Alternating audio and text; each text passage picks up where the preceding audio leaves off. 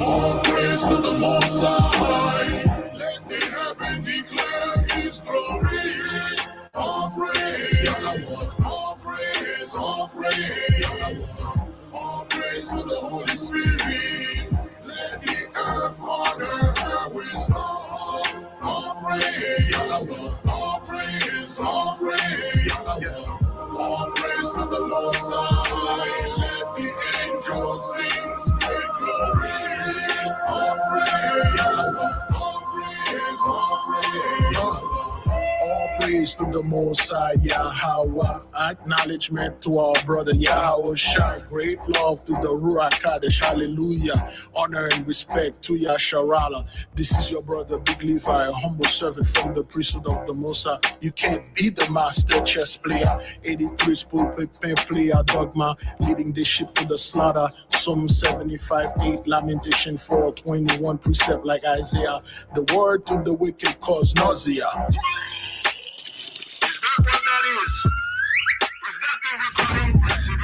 The priesthood of Mahan give you Caesar Rebusha. He's in fact the Antichrist, not the Savior. Vladimir Putin knows who the true Messiah. Whether they pray in Mecca, burning incense to Buddha, whether it's a low average or an alien from how, they all know who we are. The great, beautiful, sweet apple of his eye. All praise to the Most High. Let the heaven declare His glory. All praise, all praise, all praise. All praise to the Holy Spirit. Let the earth honor her wisdom. All praise, all praise, all praise. All praise to the Most High. Let the angels sing great glory. All praise, all praise, all praise. Many take care for Babylonia. Conflagration of the city of Kenosha. Fiery plague in West Coast America. Wildfire rampant in California. From Santa Rosa to Pasadena. Warlock of by Corona.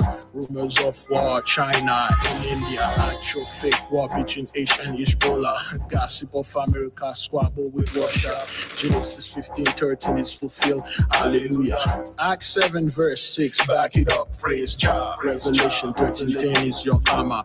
Our Father is Alpha, He is Omega. Revelation 1:8, Abayada, Wayada. With the right choose, do our mea culpa. Let us all praise His name in a cappella. All praise to the Most High, Yahweh. All praise to the Most High. Let the heaven declare His glory. All praise, all praise, all praise. All praise to the Holy Spirit. Let the earth honor her wisdom. All praise, all praise, all praise. All praise to the Most High. Let the angels sing great glory. All praise, all praise, all praise. All praise to the Most High. Let the heaven declare His glory. All praise, all praise, all praise. All praise to the Holy Spirit. Let the earth honor her wisdom. All praise, all praise, all praise. All praise to the Most High. Let the angels sing great glory. All praise, all praise, all praise.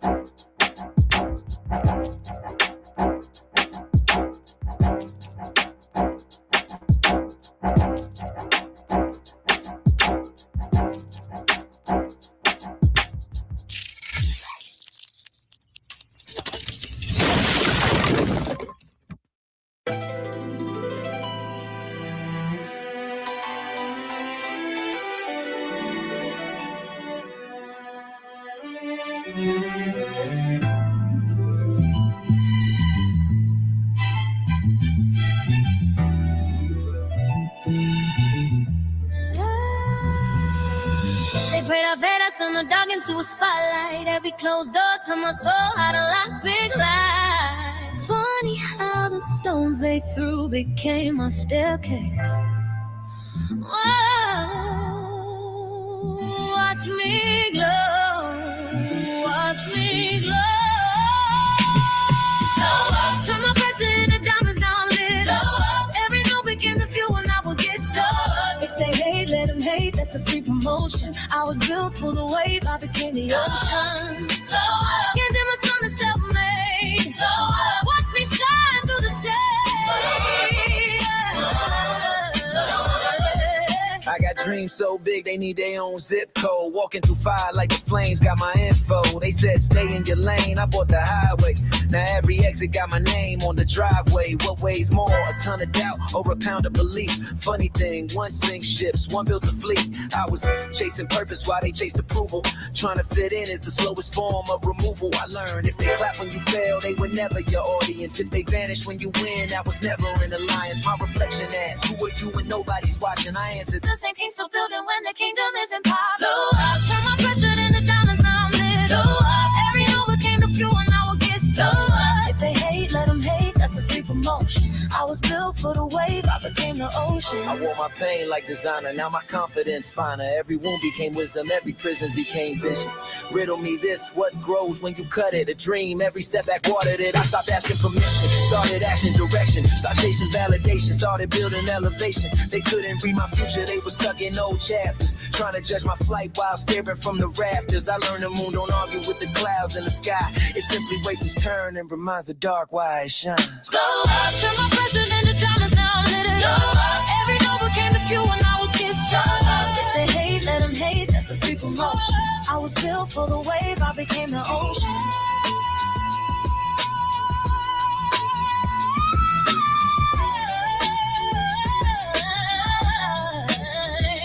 I became the answer to the questions they doubted. The voice they ignored got the whole world shouting. And I became the flower in impossible weather. The proof broken pieces still become treasures. What's a ceiling to a rocket? What's a lock to a key? What's a cage to a spirit that remembers it's free? The glow was never outside, the goal was always within. The whole time they were fighting shadows, we were becoming light again. Let it burn, every fear, every lie they put in your ear. Let it fall, every chain, every ceiling made from their pain. You were born for more. You were built for this. The universe whispers your name. Don't let them make you miss it. Hey. Turn my pressure into diamonds, now I'm lit up. Every mountain became proof that I don't give up. Every scar became a star when I connect. Every loss became a lesson, resurrect. Watch me rise, watch me rise.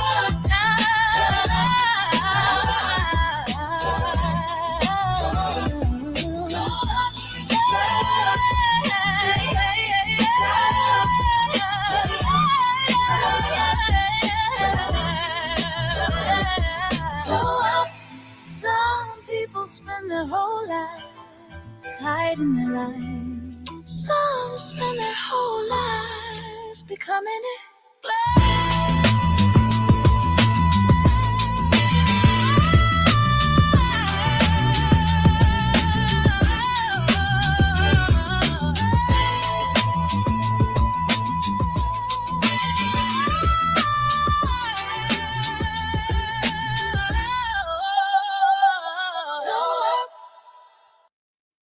All praises to the Most High.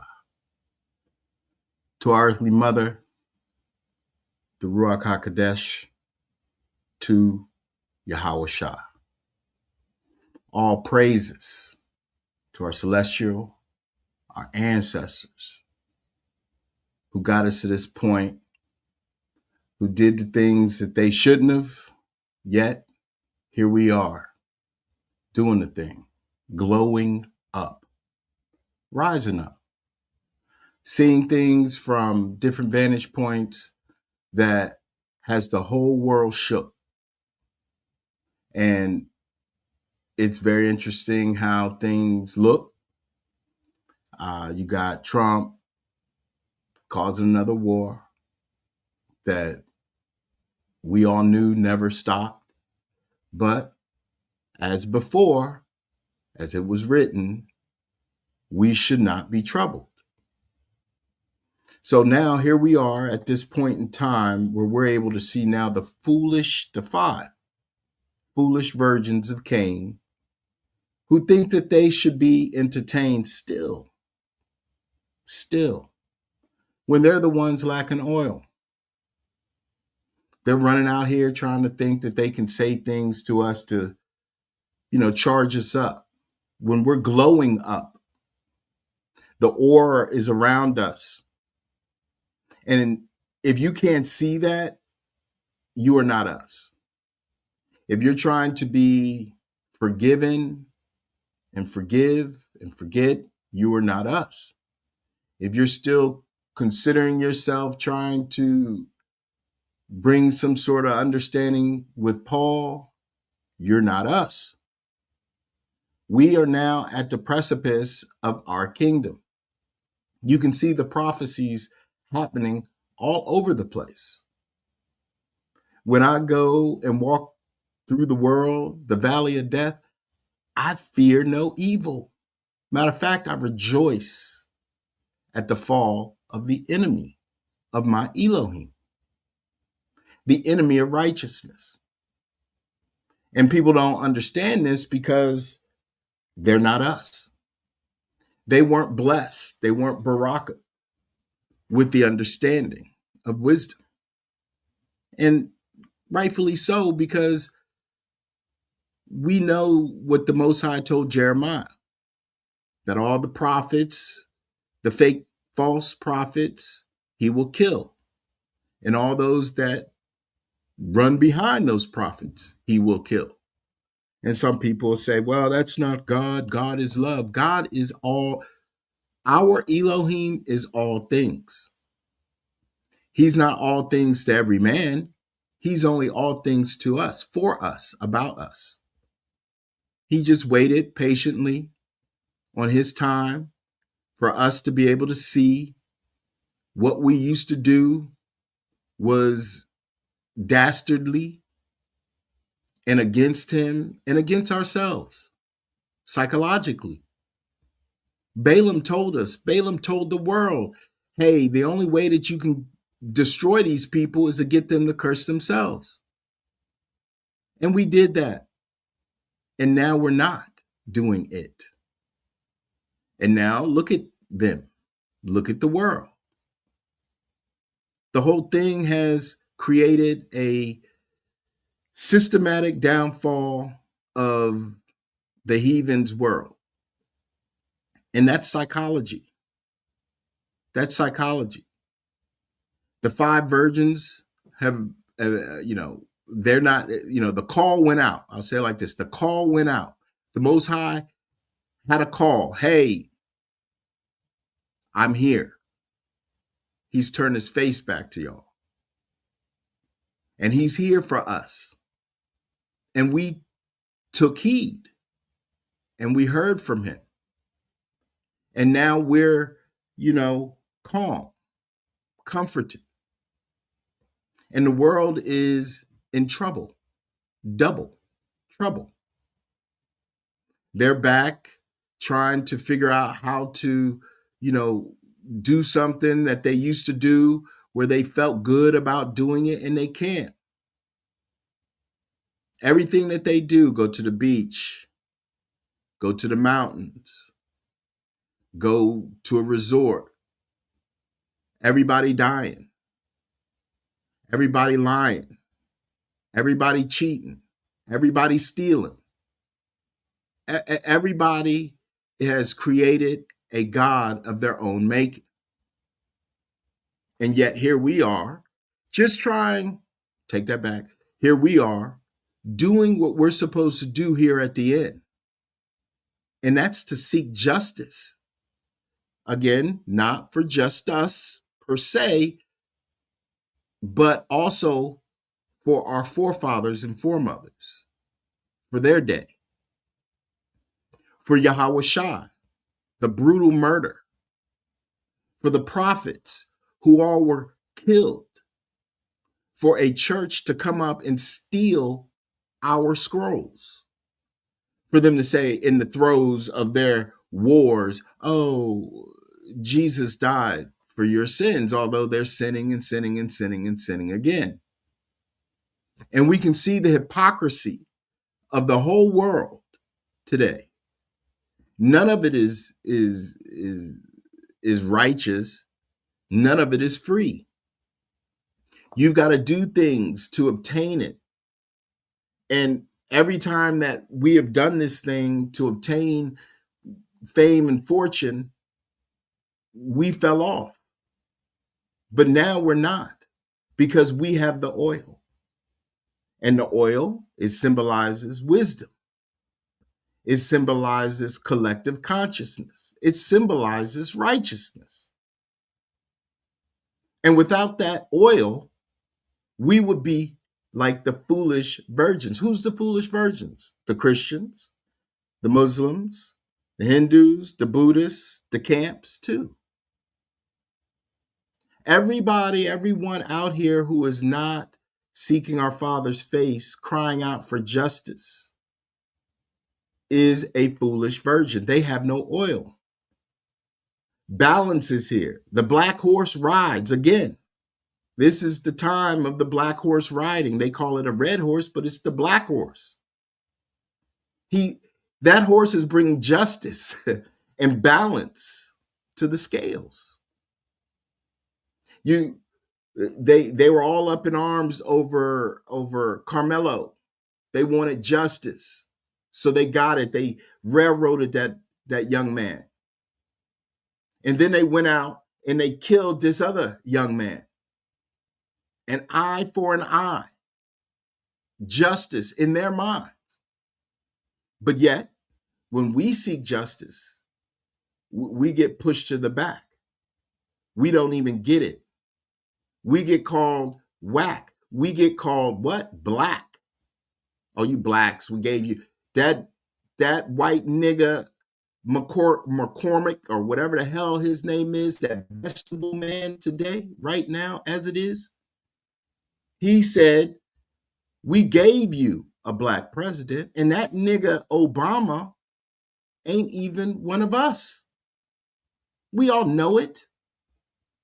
He wasn't even just to us. He sat back and let the LG 56QP2 blue, white, black, yellow be over us, for their cause to be just like us. And everybody out here upset because we're saying, hey, we're done with that. We're done with that. We're seeking our kingdom to come. And it's not for everyone. And that's a righteous thing. That's an eye for an eye. That is balance. That's the black horse. That's the song that the black horse sings. And everybody wants to act like they don't know no better. Oh, I don't know what you're talking about. It wasn't me. Well, in the regeneration, you see, oh, well, I don't believe in that. Not our problem. That dude that wanted to say he went to the gates. Oh, well, I'm going to go to the gates with Abraham. Abraham's already in the kingdom, fool. We're being led by Yahweh Shai to the gates, and the patriarchs will, and the celestial will divvy us up to go through the gates of our tribes to get into our kingdom. There's no, oh, well, I get to just come in any kind of way because I believe in Jebus of the whites. You've had 3,500 years, world, to get it right. And look at your world. There is no light in it. The burden is heavy. The white man's burden that they poignantly coined as the empire, as the sun never set on the empire, now it's darkness. Now it's gloom. Now it's doom. And somehow the world has these betrayers in our midst. wanting us to covet all these lands, this and that, that and this, wanting us to believe in forgiving our enemies so that they can have a continuation within their nation of salvation. Yet, when we say no, salvation is for us, just us here at the end of your reign, of your kingdom, everybody mad.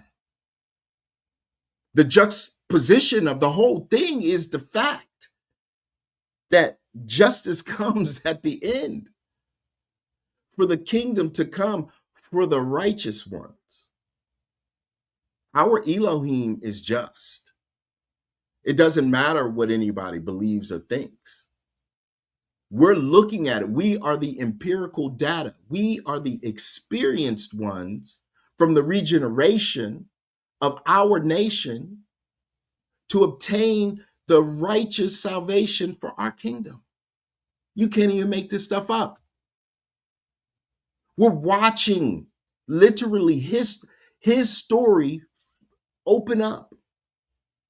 The story of the heathen has been open. The book is open.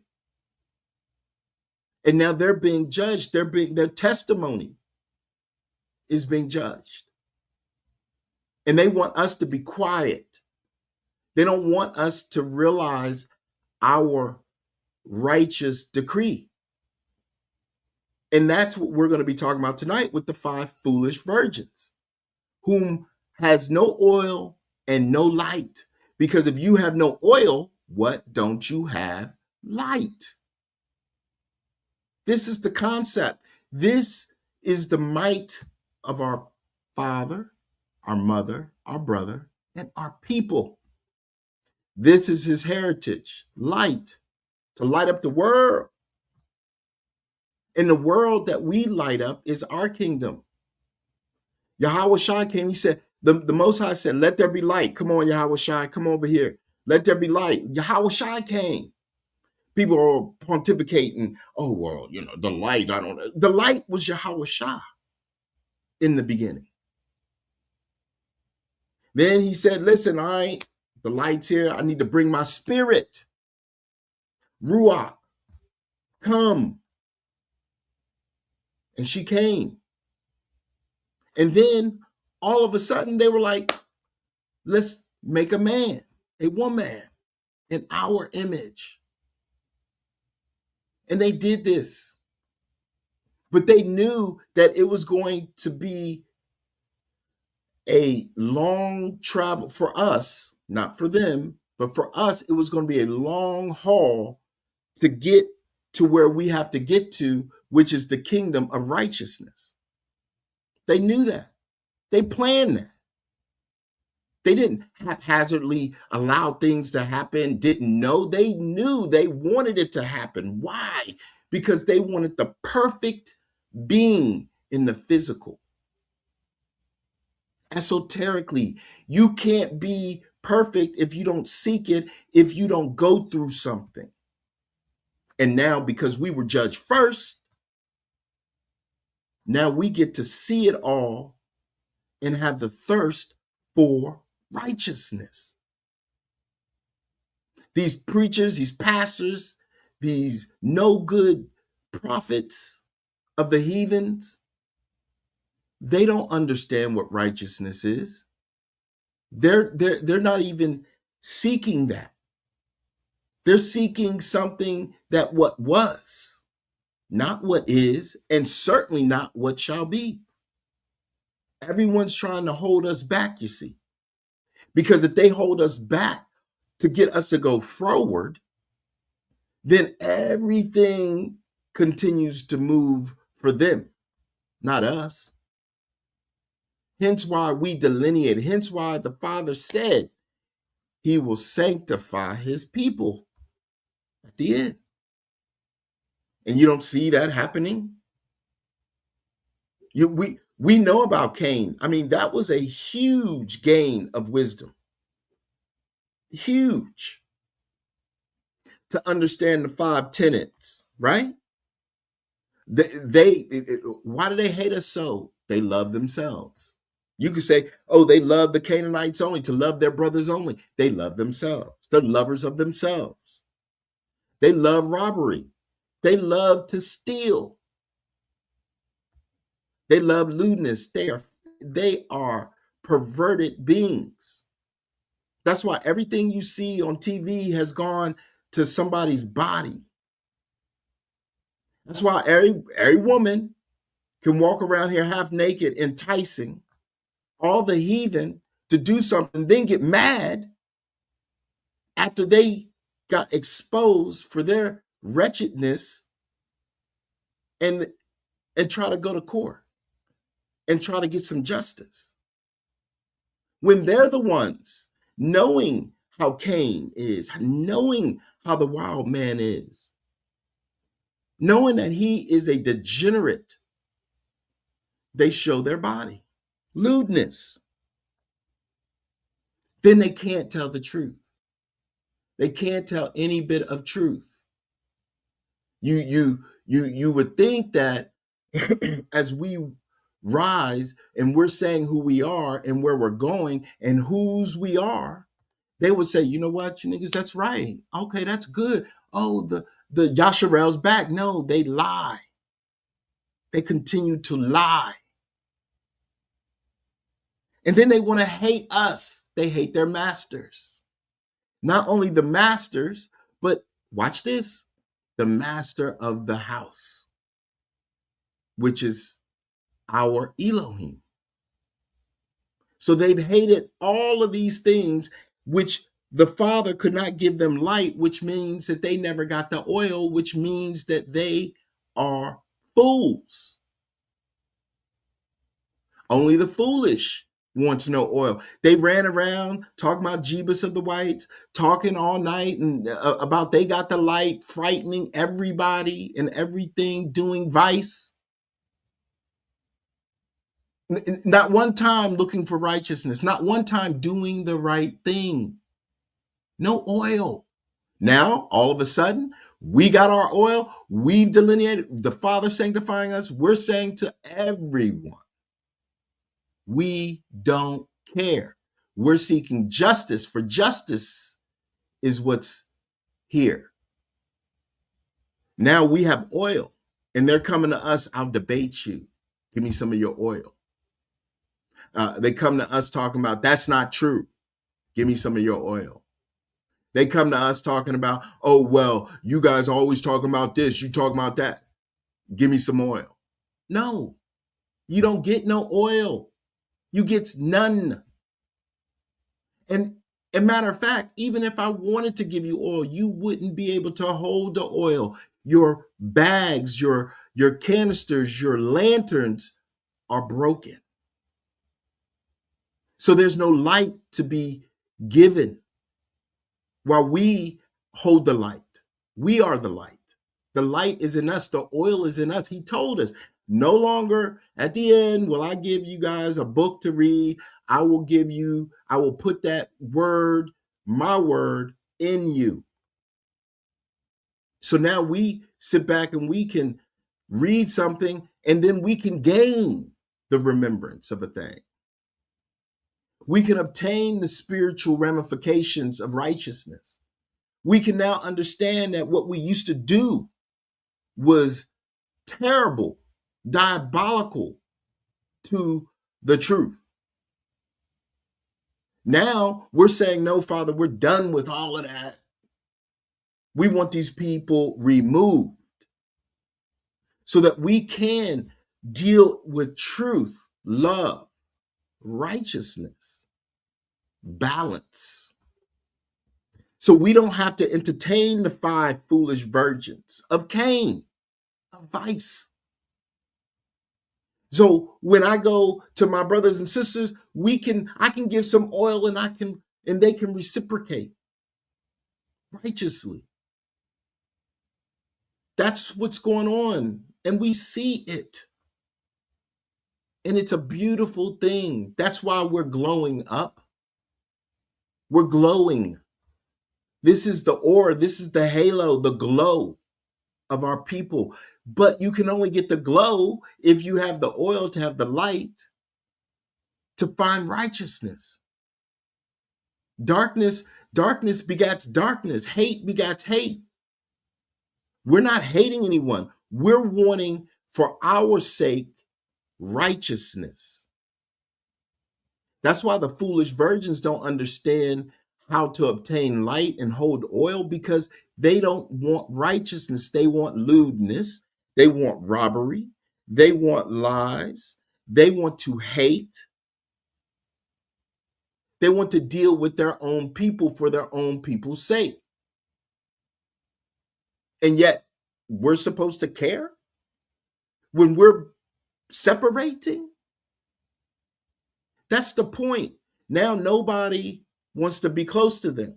Now they want to be closer. Hey, come on. Just like the young brother Nolan situation. They all over the talk of the tick. They like, oh, well, white people, that's right. White people are you can't trust them. Yeah, we know that. We've been saying that. This is not new.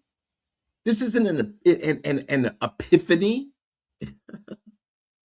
We know this. However, there are some that certainly are with us. There are some Asians that are with us. But at the same time, we are with ourselves 100% solely. So we don't care that now everybody's waking up to realize that they've been lied to. That's not our problem. It didn't say, they're going to, the Gentiles will wake up and say that, we have inherited lies. And now now Yasharel's got to help us get to the king. It didn't say that. Matter of fact, that's not even within the realm of possibility. It didn't say that, Ish is going to come and Ish and all of them who say they are you but are not are going to come and worship our Elohim at your feet. And then you're going to turn around and you're going to pick them up and then, it's going to be kumbaya. No, it doesn't say that. We are far past all of these people mentally. This is a psychological psyop. That's what the mind is a terrible thing to waste.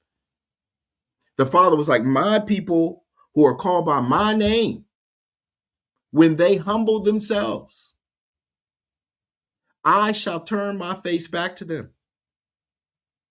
And this is where we are.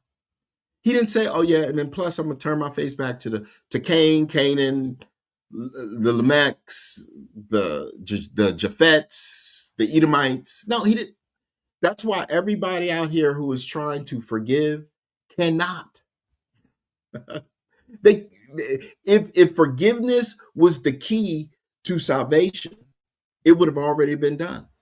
Because there was certainly a time in the 60s where we were like, okay, 50s, 40s, we're like, let's just forgive these people so we can move forward. And it never happened. It never happened. Because that's a pipe dream. That's a meth pipe dream for the heathen.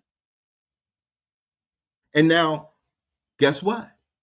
It's even Steven. It's Carmageddon. It's time to pay.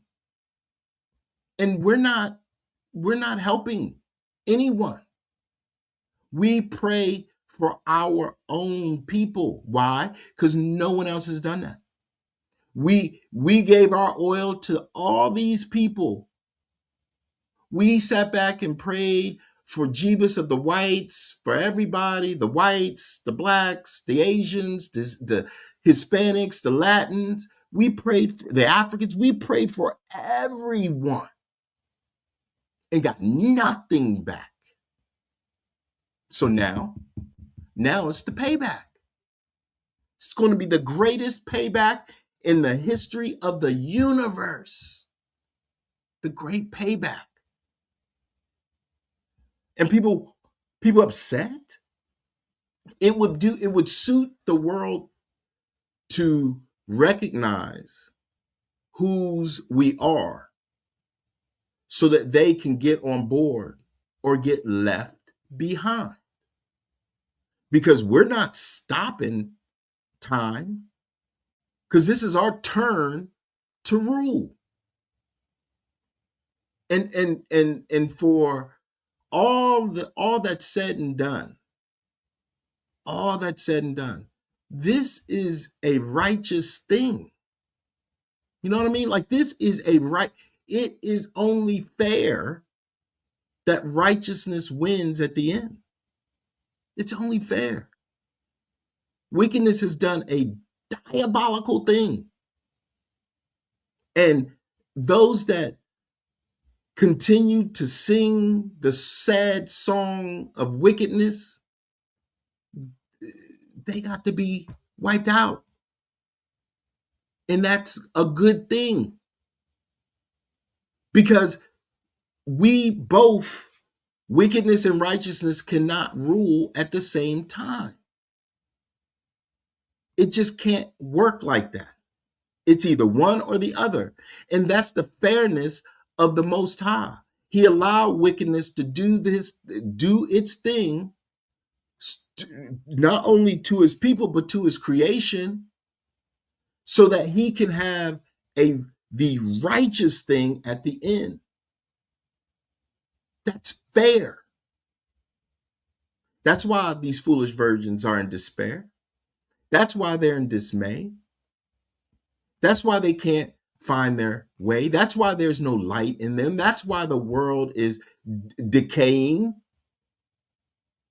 That's why it's wars and rumors of wars. But be ye not troubled. Wait, I thought it was going to be Jacob's trouble. Be ye not troubled. For this all must come to pass. And now that it's they ask, they want us to pray for them. No. Our prayers is our oil. Our prayers is for us. Our prayers is justice. This is the reckoning of the awakening, so that we can be primed for our kingdom. That's why the Father said, go line upon line, just line upon line. In everything that you do, be righteous. It doesn't matter if the heathen's doing madness, jumping out of planes and such. Just be righteous to your brothers and your sisters so that your nation can flourish. Because if you don't, I'll start over somewhere else. But he loves us. He loves his people because he made a covenant with us. And now everybody's upset because he made a covenant with us. They want to make a covenant with him. And that's much to their chagrin and not going to happen. That's why they all got that look on their face. That's why they're all in disgrace. That's why shame covers them. That's why right now our oil is strong. Like, our oil is refined. It's purified. We've gone through the fire with our oil. That's why the 5 tenets of Cain has shown who these people are. And that's why they're on the boil right now. Literally. You got all these pestilences upon them.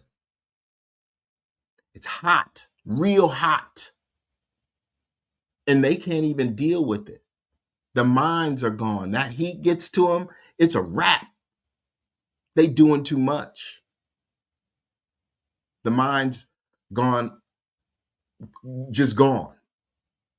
And here we are with much love, much respect to each other, our Elohim, our ancestors, our celestial, in the esoteric. And they can't come to that. They can't get through that portal. Their Pope opened the door for the Shadim to run out into it. this world of wickedness. And for that, we give all praises. We give all praises that now the hunt begins for the wicked. So all praises to the Most High. All praises to the Most High. We're doing the thing that we're supposed to do.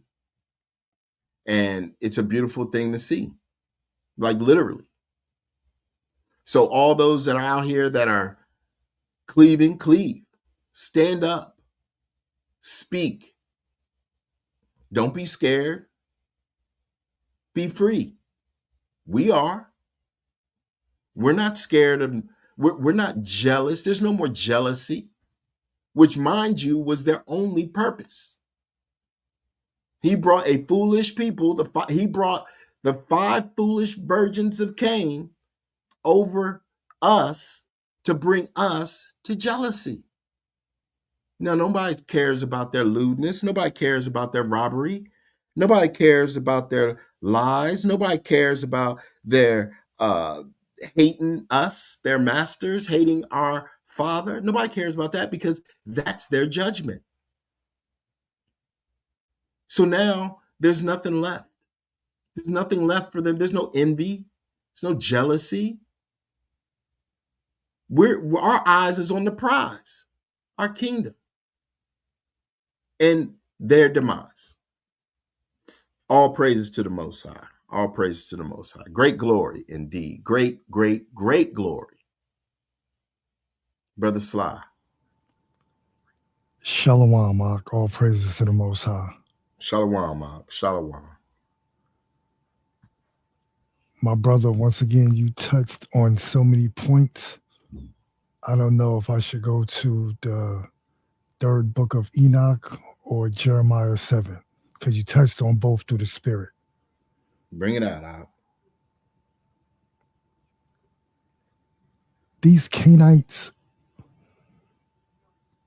were basically moving in the same spirit that Balaam was moving in. Because you already said it, my brother. I remember many days when I prayed for everybody. Mm-hmm. And they know our nature. Naturally, we are very compassionate, loving people. Mm-hmm. So while praying for our enemies, we were cursing ourselves. Mm-hmm.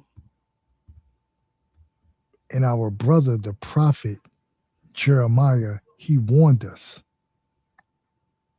Therefore, pray not thou for this people, neither lift up cry nor pray for them.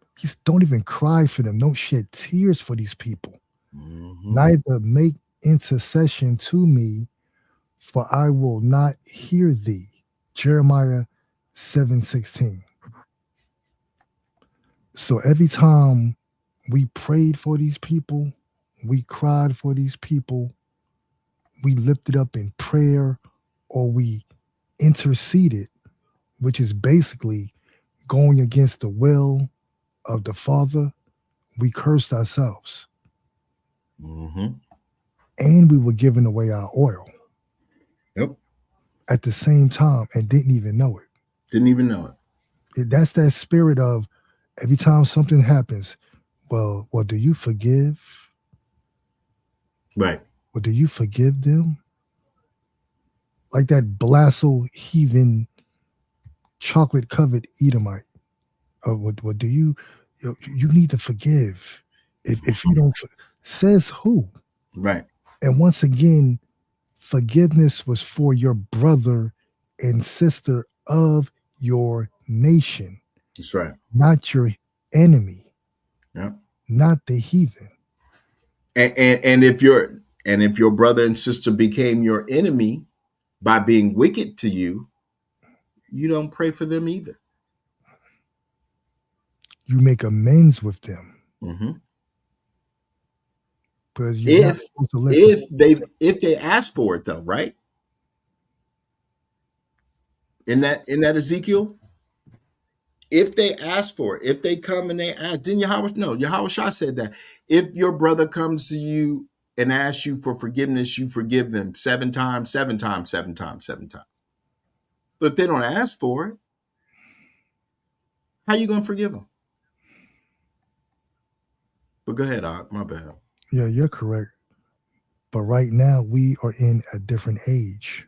Mm-hmm. Mm-hmm. First stick, second stick. Yep. So brethren would be forgiving brethren. Sistren would be forgiving sistren. That's right. Looking forward to the kingdom, Mm-hmm. the restoration of the nation. Yep. Now, if we go to we're going to 3 Baruch. 3 Baruch 15. Let me pull it up. And at that time, Michael came down, and the gate opened, and he brought oil. And for the angels who had brought the full baskets, he filled the baskets with oil, saying, Take, give 100-fold reward to our friends and to those who have laboriously done good works. For those who have sown well, harvest well. And he said to those who had brought half full baskets, Come you also, receive the reward according to what you brought, and give it to the sons of men. Then he said to those who brought the full baskets and those who brought the half full baskets, Go, Baraka our friends, and tell them that thus saith the Most High, You have been faithful over a little. He will set you over much. Enter into the delight of the Most High. Mm-hmm. Nowhere mentioned are the foolish virgins that had no oil, That's right. no baskets. They weren't ready. At least those with half full baskets, they made some type of effort. That's right. They had So some oil, right? they had some oil, but we Mm-hmm. have people out here with no oil at all want to go back and forth with us. And once again, for the record, we don't do debates. Mm-mm. We hold wise counsel amongst each other. Mm-hmm. And honestly, every doctrine that they've already put forth, we already have lessons out there proving them incorrect. Mm-hmm. Once again, we're taught to prove all things, not to keep proving all things. That's right. That's right. That's exactly right. Keep on You got to keep proving it. Well, if you didn't get it the first time, why the second? Why the third? Why the fourth? Why the debate? Now, you know, after the second or third admonition, Mm-hmm. reject. Reject. We're not Mm-hmm. dealing with you anymore. Yeah. You're rejected. Yeah. Yeah. That's what they don't like, that they're getting rejected. They never thought they would ever be rejected. The world thought that everybody would love the vomit that they were baking, that they were making. Now that we don't want it, and the world says, wait a minute, that they don't want it, why should we want it? And now they're debating amongst themselves with no oil. And the engine is about to lock up. Not just lock up, seize. Exactly.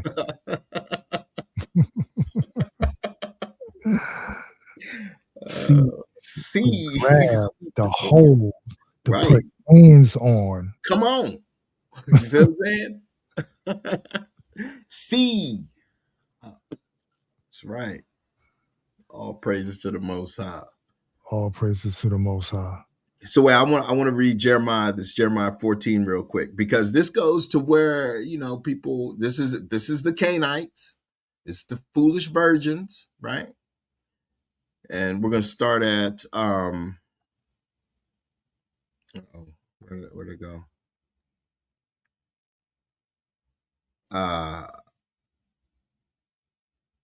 We're going to start at 13. Then I said, this is Jeremiah speaking. Then I said, O Elohim, you know that the prophets are telling the people that there will be no war or starvation, because you have promised. They say that there will be only peace in our land. But the Most High replied, the prophets are telling lies in my name. I did not send them, nor did I give them any orders or speak one word to them. The visions they talk about have not come from me. Their predictions are worthless things that they have imagined. I, the Elohim, tell you what I'm going to do to those prophets whom I did not send, but who speak in my name and say war and starvation will not strike this land. I will kill them in war and by starvation. The people to whom they have said these things will be killed in the same way. Their bodies will be thrown out into the streets of Jerusalem, and there will be no one to bury them. This will happen to all of them, including their wives, their sons, and their daughters. I will make them pay for their wickedness. So, this is what the Holy Ghost said to me. This is what God gave me. He's going to kill you because you are being led astray. And all those today that want to sit around and talk about, Christianity is the way, that Jeebus of the whites is the way. Yeah, you'll be killed too. Your sons and daughters, everyone.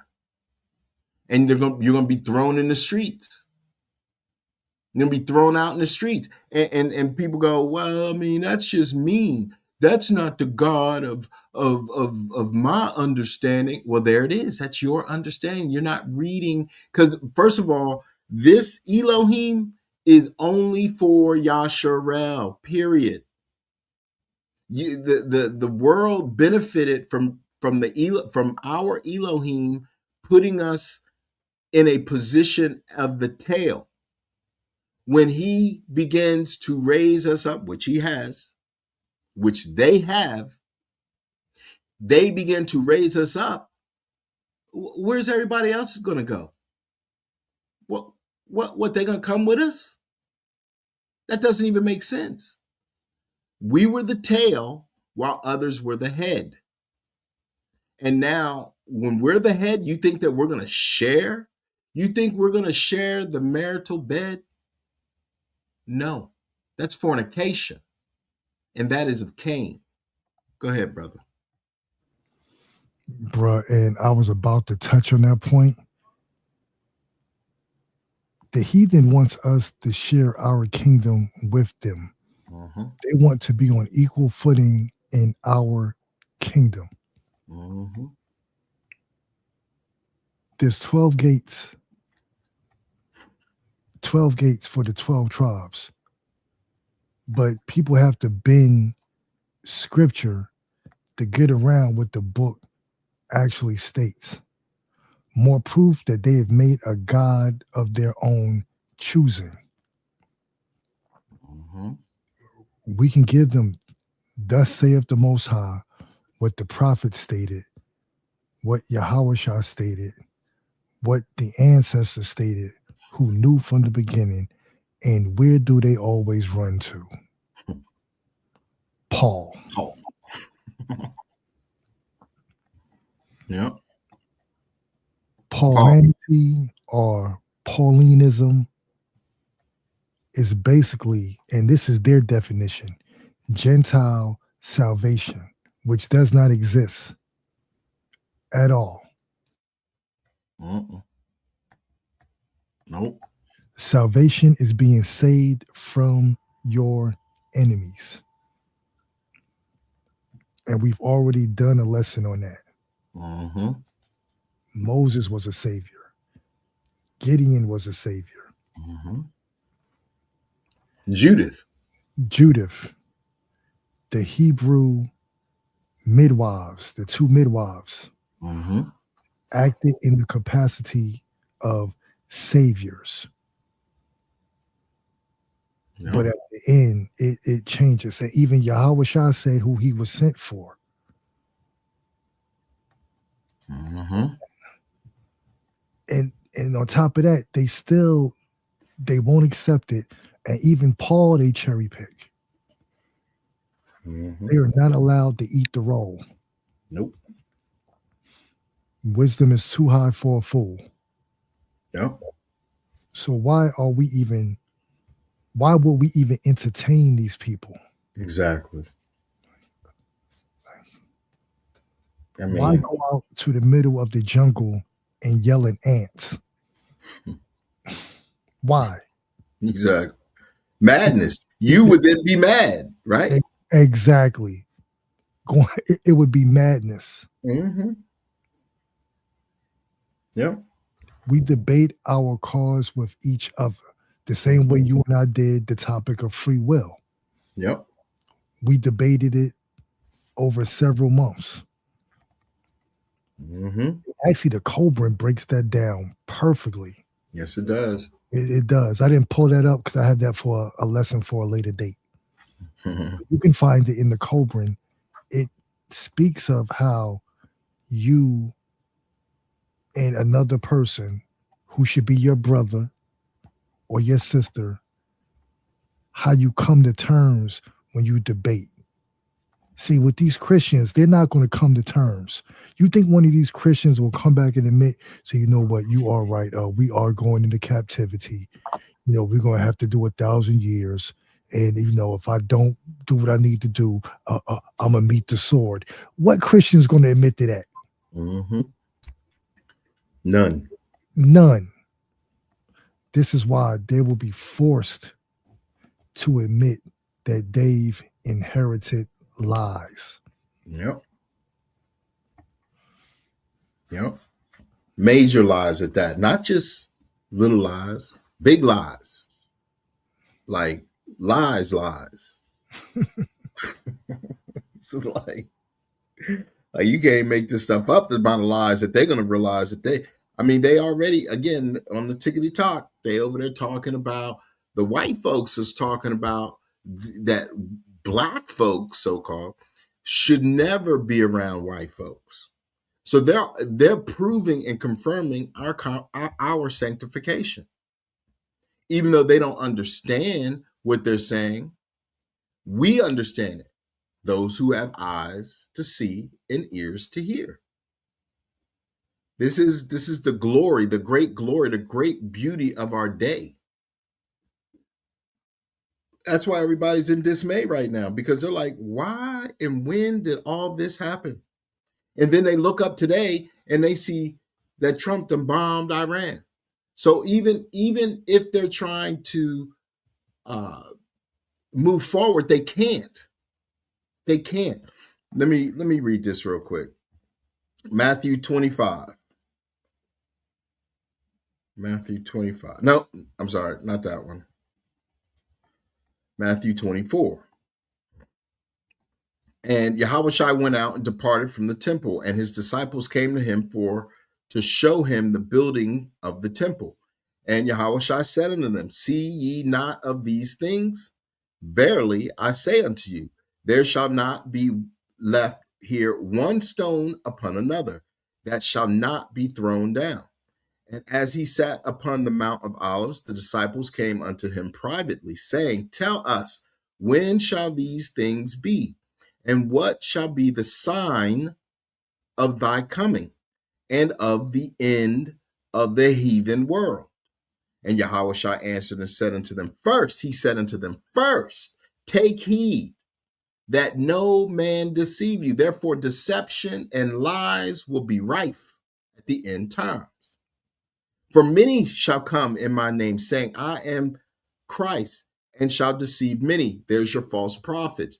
There's what Jeremiah was saying. That's why the Most High says he's going to kill them. And ye shall hear of wars and rumors of wars. Here's the key. See that ye be not troubled. Wait, I thought that this was Jacob's trouble. I thought that we were going to be in Jacob's trouble. Yahweh Shai said, but see that ye be not troubled. So where is this Jacob's trouble? Again, deception. Again, a lie. So all these people out here who are screaming for us to be in trouble are liars. They're false prophets. And they ain't even prophets. They're just false periods. False people, men and women.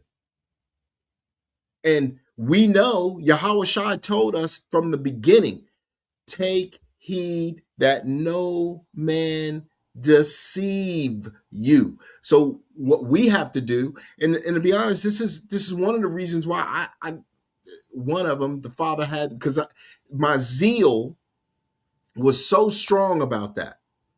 It was like, okay, I'm not going to be deceived. I shall not be deceived.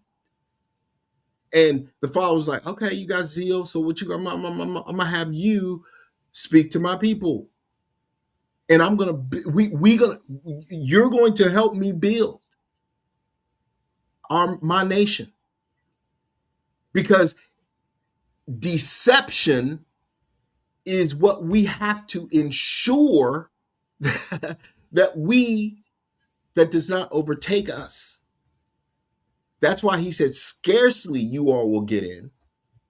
And if I don't come back sooner than later, they would liken to destroy it all. But for my elect's sake, I'm coming back. But they got to take heed that they don't be deceived. So this is where we are. The deception at this day is about the 5 foolish virgins. And when we now understand Cain, now it's even easier for us, what? Not to be deceived. Because we shouldn't be troubled. Even though these silly ass camps, these people who are connected to the Catholics want us to be in trouble like Balaam. Now that curse, that Carmageddon of the curses is now upon them. And there's nothing they can do about it. There's nothing anybody can do about it. Nothing's going to stop the time. I just wanted to get that in. Go ahead. You're all good, my brother. I just found, doing just studying and speaking at the same time, I just found something that kind of destroys that flee Babylon doctrine. No. Yeah, go ahead. Bring that out. Okay, let me get back to it. I wasn't even looking for it. The Spirit just put it in my face. Let me go back to it. I was trying to bookmark it. Like, yeah, these people want to debate back and forth with one book. We have to recollect words of wisdom than the majority of these people have even read. Mm-hmm. Yeah, I remember reading that. What book did we read that in? And that doesn't include the comment section where we learn so much from the people that leave comments. No. Let me see if I can find it real quick. Here it is. It is 2nd Baruch 71. And the Holy Land will have mercy on its own and will protect its inhabitants at that time. This is the vision which you have seen, and this is its explanation. For I come to tell you these things, since your prayer has been heard by the Most High. That comes after 2nd Baruch 70 about the destruction, and that these people will be troubled by their own. Not everybody coming against Jacob. And then it goes into 71, once again, how the Holy Land, the 4th part, will have mercy on its own and will protect its inhabitants at that time while they are going through these 12 woes. Mm-hmm. Yep. Yeah, and people want to talk about it's the three woes, no, it's not three woes, it's 12. We are in the 12th. It's very simple. 12. Everything before it, the third woe is in the 12th, but the 12th is where we are. Yeah, the 12th woe is the culmination of all 11, the previous. Mm-hmm. Are you still in Second Baruch? Read that out. Read the woes. Bring them out again. Put it out in the ether, just so the world understands. Well, actually, my brother, I wasn't even in the woes. I was speaking about the calamities. Uh-oh. All right, All right. let me go to it. Okay, that's First Enoch. Let me bring it out. That's the Colburn Book of Mormon. Bro, you know we have so many notes. Yeah, I know. And while you looking at that, yeah, there was a story where these paragliders, these wind gliders, or whatever the hell they're called, lots of them was stuck in a air loop for 3.5 days. You can't make this stuff up. Okay, bro, what do you mean by I'm trying to envision this. You mean in the air? In the air. You're right, man. You can't make this up. Let me see if I can find it. You go ahead. I'm trying to find that story. Okay.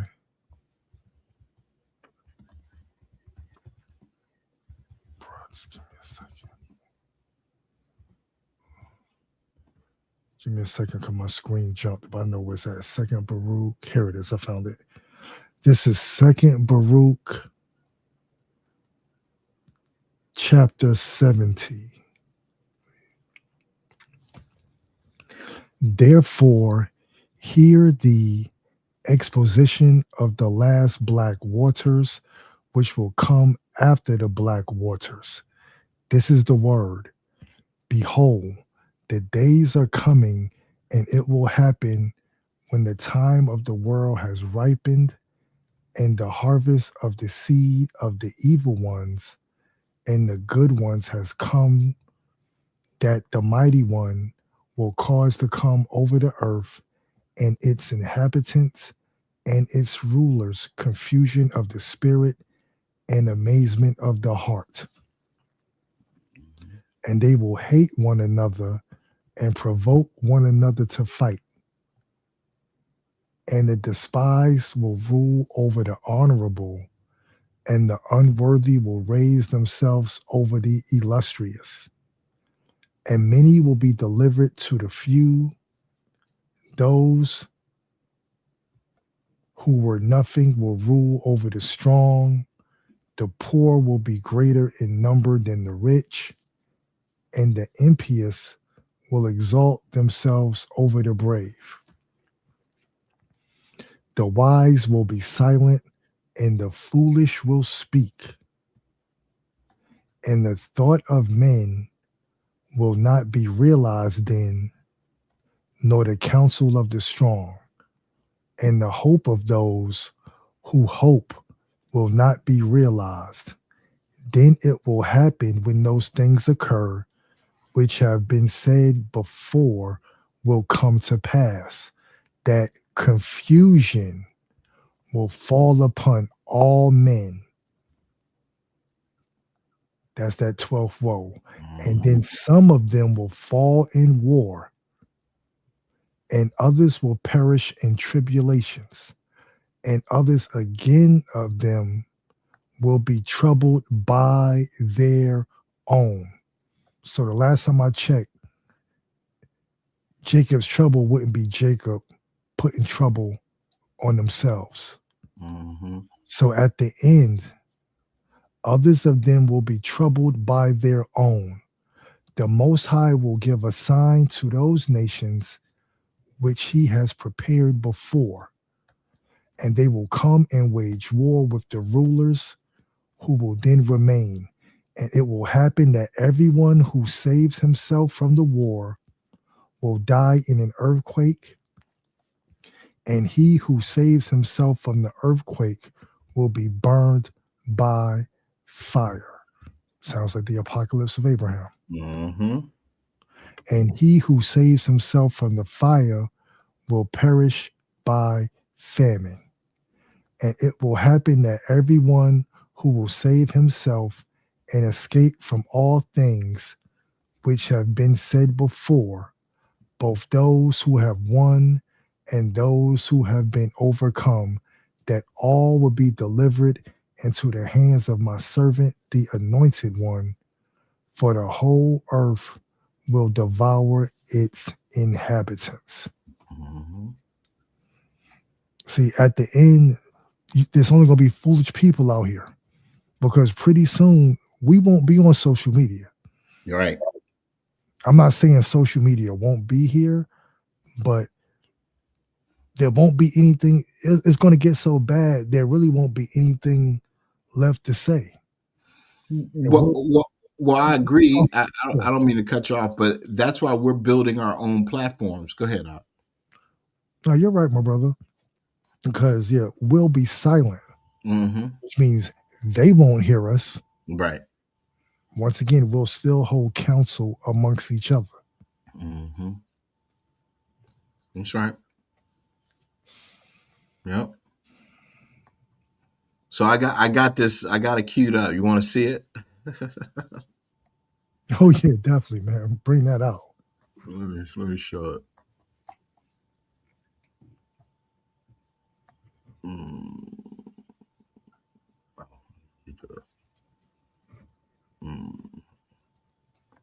Hold on. Here we go. Let's see if I can't. Boom. And boom. The paracellers that are stuck in a wind gust, they've been up there for about 3.5 weeks above Switzerland, and they can't get down. The scientific experts that study weather patterns say this is an extremely rare event. They got caught in a centrifuges wind pattern. And so it just is cycling back and forth. It's not going up or down. So they're all stuck there. And they're all starving because they brought some granola bars with them, but they don't have enough food or water. So what they've been doing is sending skydivers down. And when they get there, they'll throw the food to them and have them catch it. And so they've been successful with that, but they're just trying to figure out how to get them down. They looked at the fire trucks, and the ladders can't go up that high to get them down. And the experts are thinking they might be up there for another month or so. But it's just the name of the game when you do these extreme sports and the risks that come with it. But if you can think of a good idea of how to get them down, please let me know in the DMs, and I'll send it back on to the authorities, and maybe they'll try it out. Let that be a lesson. That's a lesson learned. That got nothing to do with us. That's just, we just showing the calamities. You keep telling you heathens that you are under the curses. You can no longer enjoy this earth. Mm-hmm. Yeah. Well, that's just with extreme sporting. Stop it. Just stop. We've never seen anything like that before. Mm-mm. That should be worldwide news. They are trying to hide their calamities. Mm-hmm. Imagine the psychological effect of just being thrown around in the atmosphere for 3.5 weeks. It's crazy.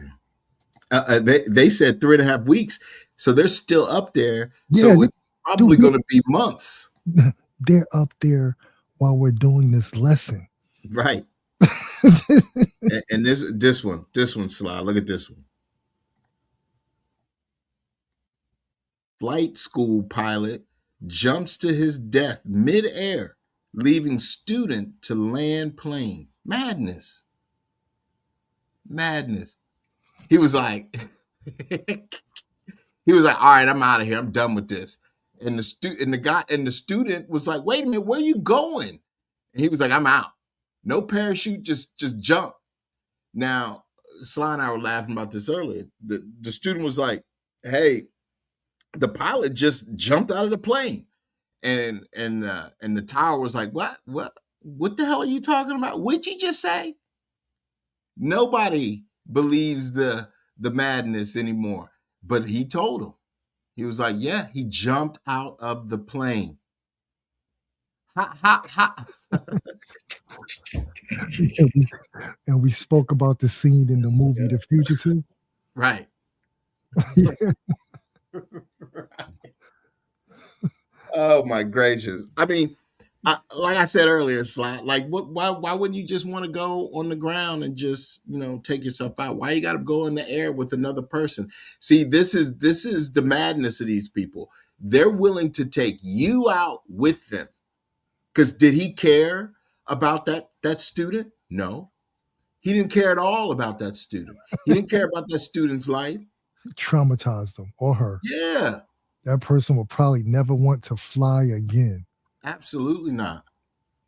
Madness.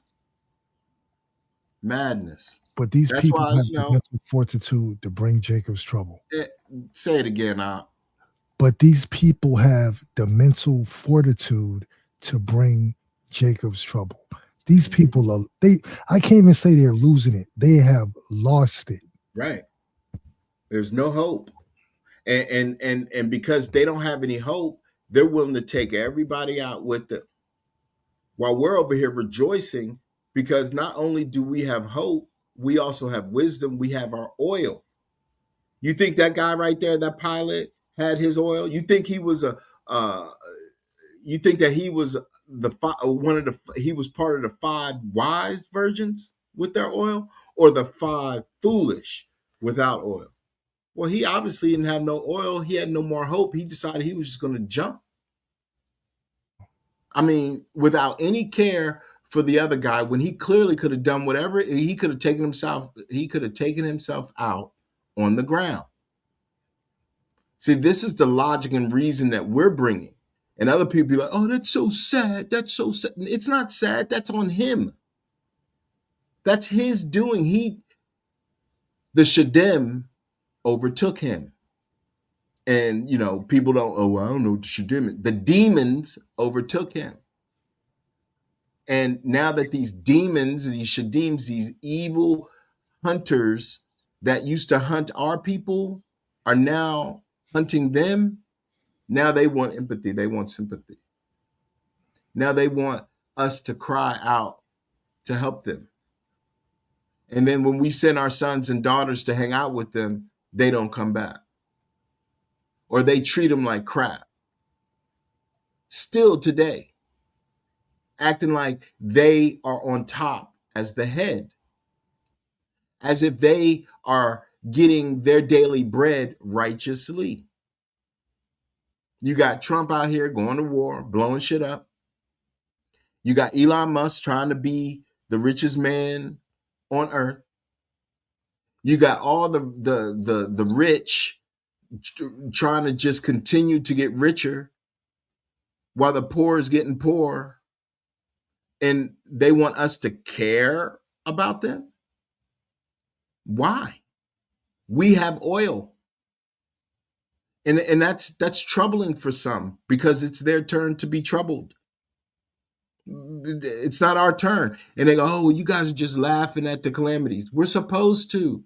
We're supposed to rejoice at the fall of our enemies. Now, let me read this real quick.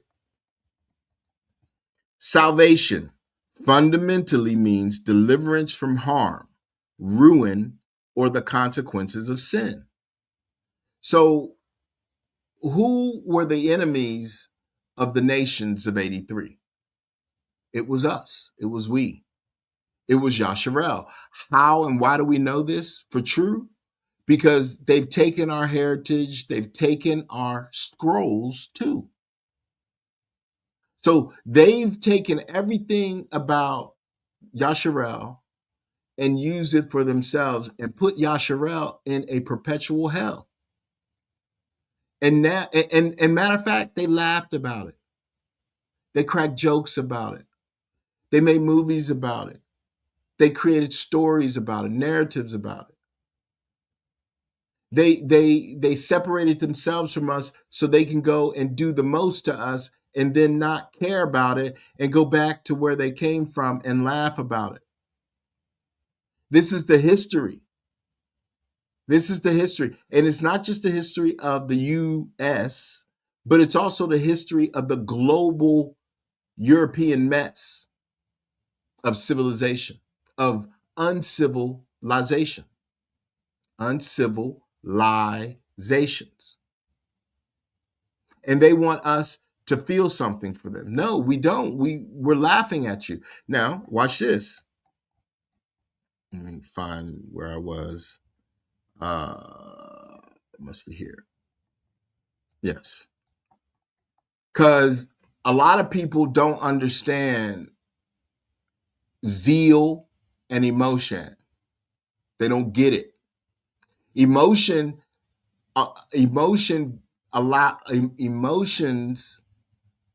allows oil to be spilled. Zeal does not.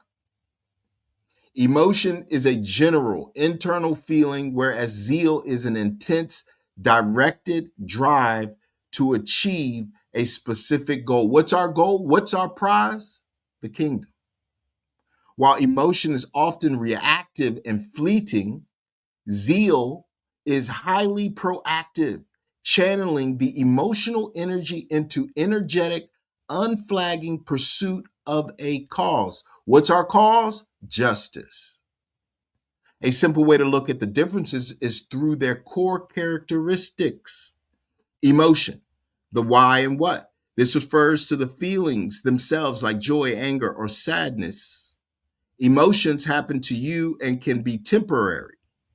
You might be filled with an emotion, but it doesn't necessarily require you to do anything. No action. That's what they were doing to us. They had no emotion. They didn't do anything. Oh, that's sad that those niggas over there are getting destroyed. Oh, it's sad that that we did this, and it's sad, but I can't do nothing about it. Zeal, on the other hand, the action, this is the passion that actually compels you to act. Implies a state of eagerness, dedication, and determination, effort toward a specific activity or objective. That objective, you can think of emotion as the fuel and zeal as the engine driving you toward a destination. So the Most High woke us up. We've been emotional. We've been an emotional wreck of a people, an emotional wreck of a nation of people, wandering, wayward, being pushed, tugged of war to and fro, here and there. But when he brought the Ruach to give us purpose back, to bring the zeal of his love, his joy, his oil, righteousness, wisdom, that's when everything changed. That's when the game came alive. We're like, wait a minute. That's when Brother Judah was like, boldness. Boldness is zeal. So we've been now acting and they go, oh, well, you're zealous. Okay. I'm zealous for my Elohim. Indeed. See, this is a psychological war that we've been in. We have been, yes, physical, but more so psychological, more so, hence, spiritual warfare. But the Christians want to say, oh, well, all you need is Jesus. He'll take care of that. What? Oh, your zeal, you're so zealous for Jesus. Well, how can I be zealous for a deity that does not even exist? There's no action in it.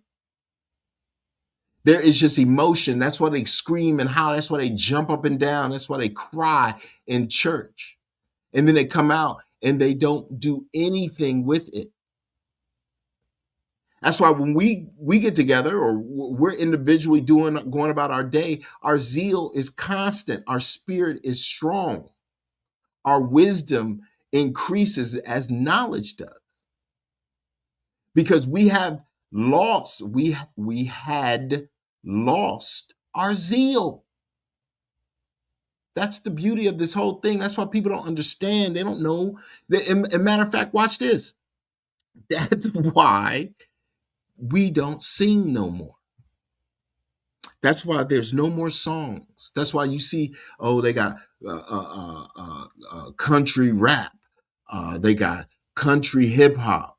They got pop, rap, pop, hip hop. Everything's, but none of that is coming from us. So our emotion of zeal has been changed. It's turned internally for us, just us, for our Elohim. And they don't know what to make of it. They don't know how to sing.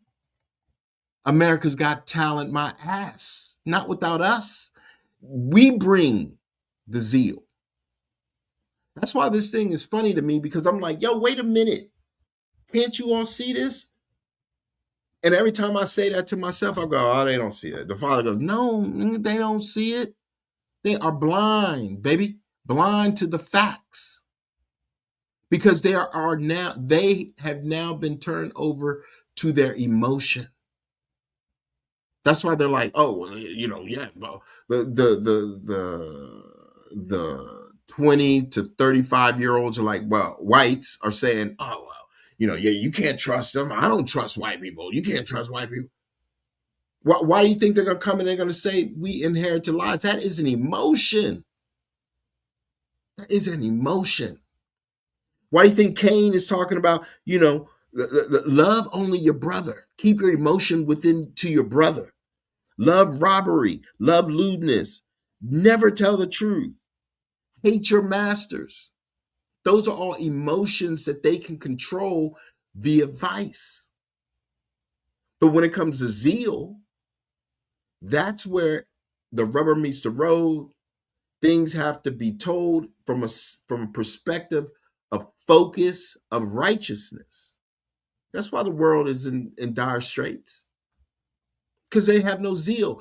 We had the zeal. Our emotion, although our emotion was wayward, we at least had zeal for singing, dancing, entertaining. We had zeal for trying to make money, build a business. We had zeal. That's why they were like, yo, we need to be connected to these people because they have something we don't. They have zeal, which is the spirit. But our spirit, our zeal was manufactured. It was wayward. It was not correct. Now the Father came, brought the spirit back and corrected it.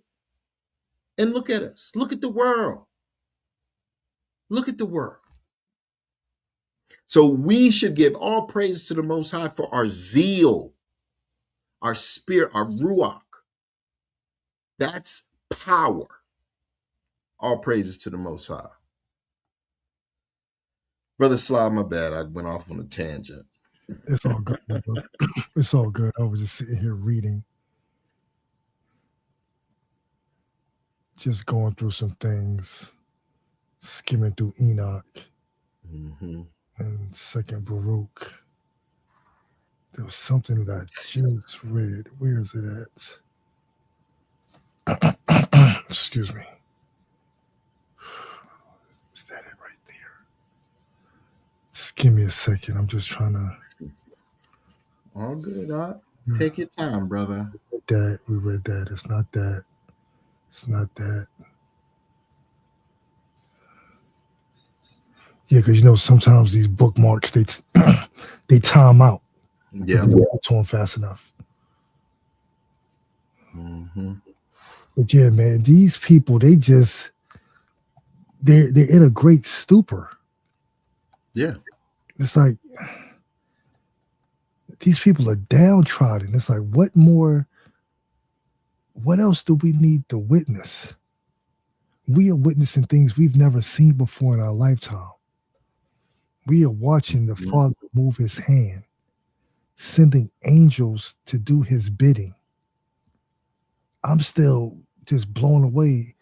Like as we speak, there are people just floating around in the air that have been there for what 3.5 weeks. That is insane.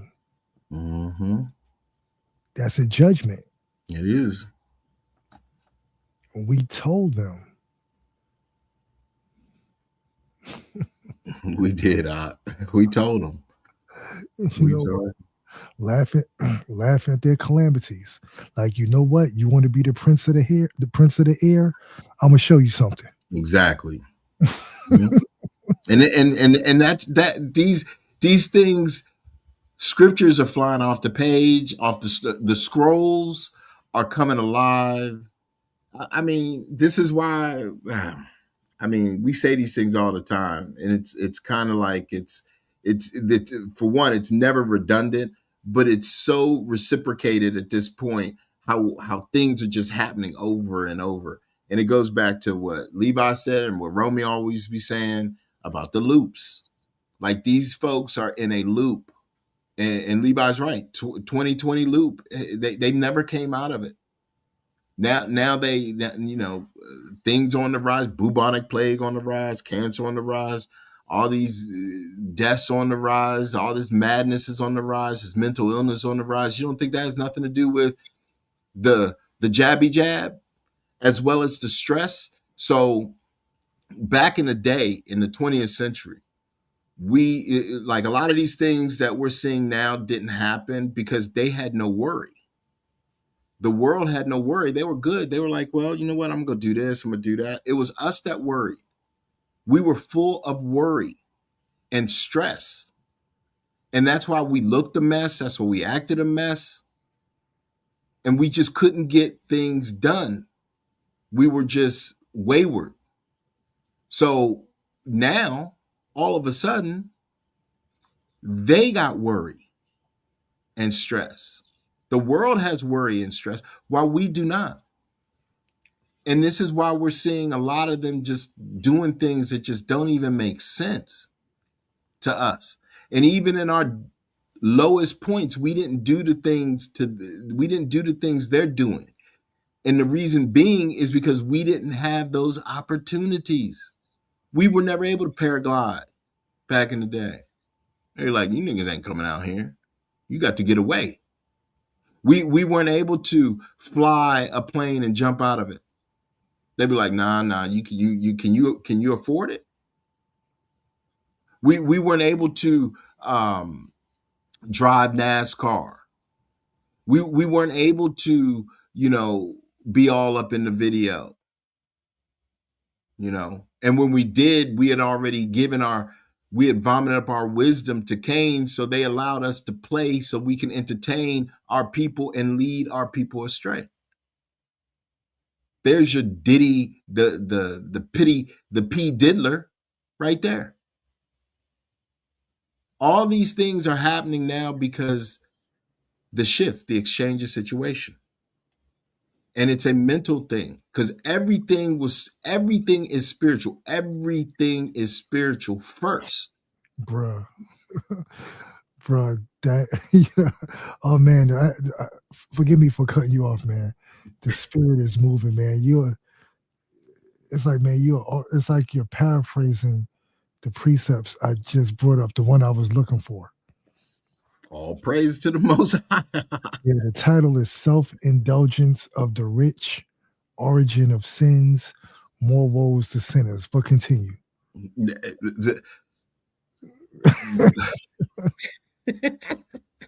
This is why we don't debate. This is exactly why. You can't debate the Holy Spirit. You just can't.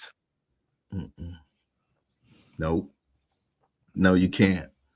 And when we have, and now that we have the zeal, now that we have the ruach, who can be against us? Who shall come against us? Debate? The truth is undebatable. This is why they go to the camps. This is why every time you hear about them, a foolish virgin talking about Black Hebrew Israelite, they're always talking about camps. They're always talking about the camps. They're not talking about us. We're hidden. We're the righteous. And although we are not perfect by no stretch of the imagination, we still have the zeal. Again, that's the key. That's why people go, well, damn, how every week you guys come and say these things? Why? How can Judah do videos 3 times a day? Zeal. Because that focus is, I mean, don't we have the same focus when we do our jobs? Don't we have that focus? Don't we have that zeal to make that money? Why can't we have the zeal for our Father, for our Elohim? And people go, well, it's not even about that. I mean, it's about peace on earth. Okay, well, our zeal is about peace on earth. It's about our kingdom. It's about bringing forth wisdom. You think that these people got any wisdom? Does the world look like they have wisdom? And again, here we go. World Cup. Is it a coincidence that in 2026, the World Cup of the heathen, the cup of dregs, the world's cup of dregs, is back on the land that they stole? When the whole world, when we're sitting here speaking righteousness, when we have our zeal, when we're talking, when we have the Ruach, when we're studying to show ourselves approved, when we're separating, being sanctified, delineating, all of 83's nations are on our lands. You think that's a coincidence? In 2026, watch this. The World Cup, if the World Cup was next year, they would have something to look forward to. But the World Cup is this year, 2026, 6,000 years from Adam to the end. All their Bibles speak of it. They have nothing left to look forward to. Let that sink in for a minute. And people go, well, the Olympics coming, the Women's World Cup is coming, blah, blah, blah, blah. No, man. What do they have to look forward to? That's a reasonable and rational question. The world collectively cannot foresee a future. So ultimately, that would mean they are now the tail.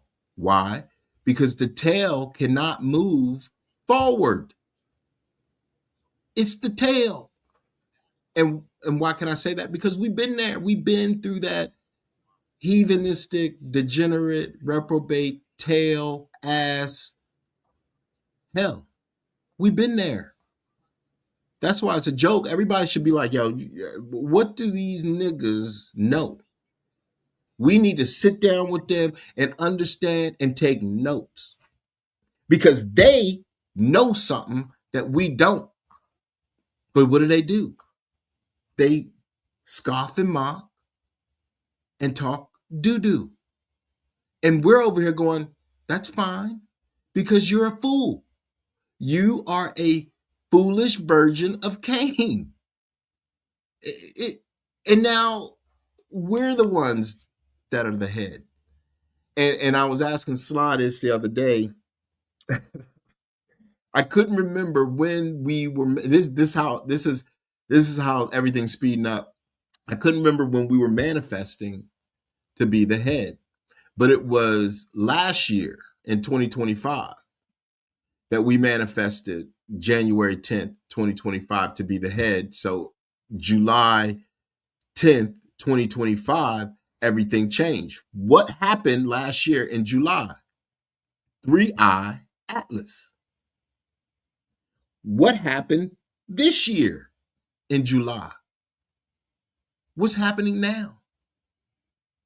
What's going on in the world that has created the whole what's going on in the world that's making these paragliders swirl up in the air? What's happening right now? And when we put our eyes on something that we see, we can understand it vividly and eloquently that no one else can see. Why? Because we glow. We are glowing. I can see now. I can see the glow on everybody. When people are speaking to me, I can see if they glowing or not. What is the glow? The spirit. What is the spirit? The zeal. What zeal do they bring? Are they talking about anything righteously? So somebody be like, wow, black people been killing each other. Oh, your zeal is off. You ain't got no zeal. You just in emotion. I ain't messing with you. See, these are the signs that we get to see. The signs of the times are only for Yasharel. We can speak scripture, canonical and non-canonical, but we don't even have to do that anymore, even though we do. But we really don't. All we got to do is speak now. Now our words are so heavy. Our words have become greater than thee. That's what this is. In the beginning, there was the word. What we utter now today is what was never heard before. Think about that. It was never heard before because we're speaking righteously now. Yes, Enoch. Yes, Atlantis, but they fell. Now we get to use the word to build for ourselves. That's a heavy word. That's like heavy water. Is there that there's heavy water? It's heavy. Their burden, our burdens are light. There it is. I got it out. My burden is light today. My burdens used to be heavy every day. I was like, damn, this is I don't know what I'm gonna do. How can I get this? I gotta do this, I gotta do that. My burdens are light. And that's because I have a zeal for words. And the words are light. And I bring a light to others, and I'm taking oil from, I shouldn't say I'm taking it. Oil is coming my way. And I don't even have to expend any of mine. This is the times that we're in. This is the commencement of time. The word is in us now. It's always been, but now it's free. It's been freed. The Most High has brought us alive.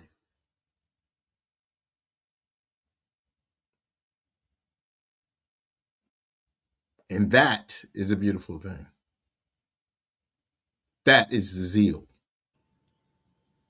So anybody out here want to know why we do what we do, who these people are, we are the ones with the zeal for our kingdom. Nobody else is talking about the kingdom. Nobody else cares. I care greatly.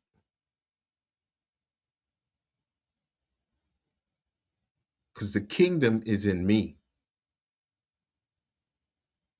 in us. All praises to the Most High. Slah. Yes, sir. Okay, let's go to.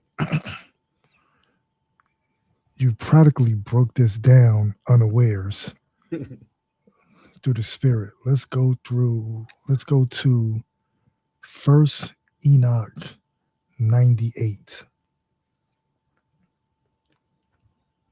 Let me maximize it a little bit. Now I swear unto you, to the wise and to the foolish, for you shall see many things upon the earth.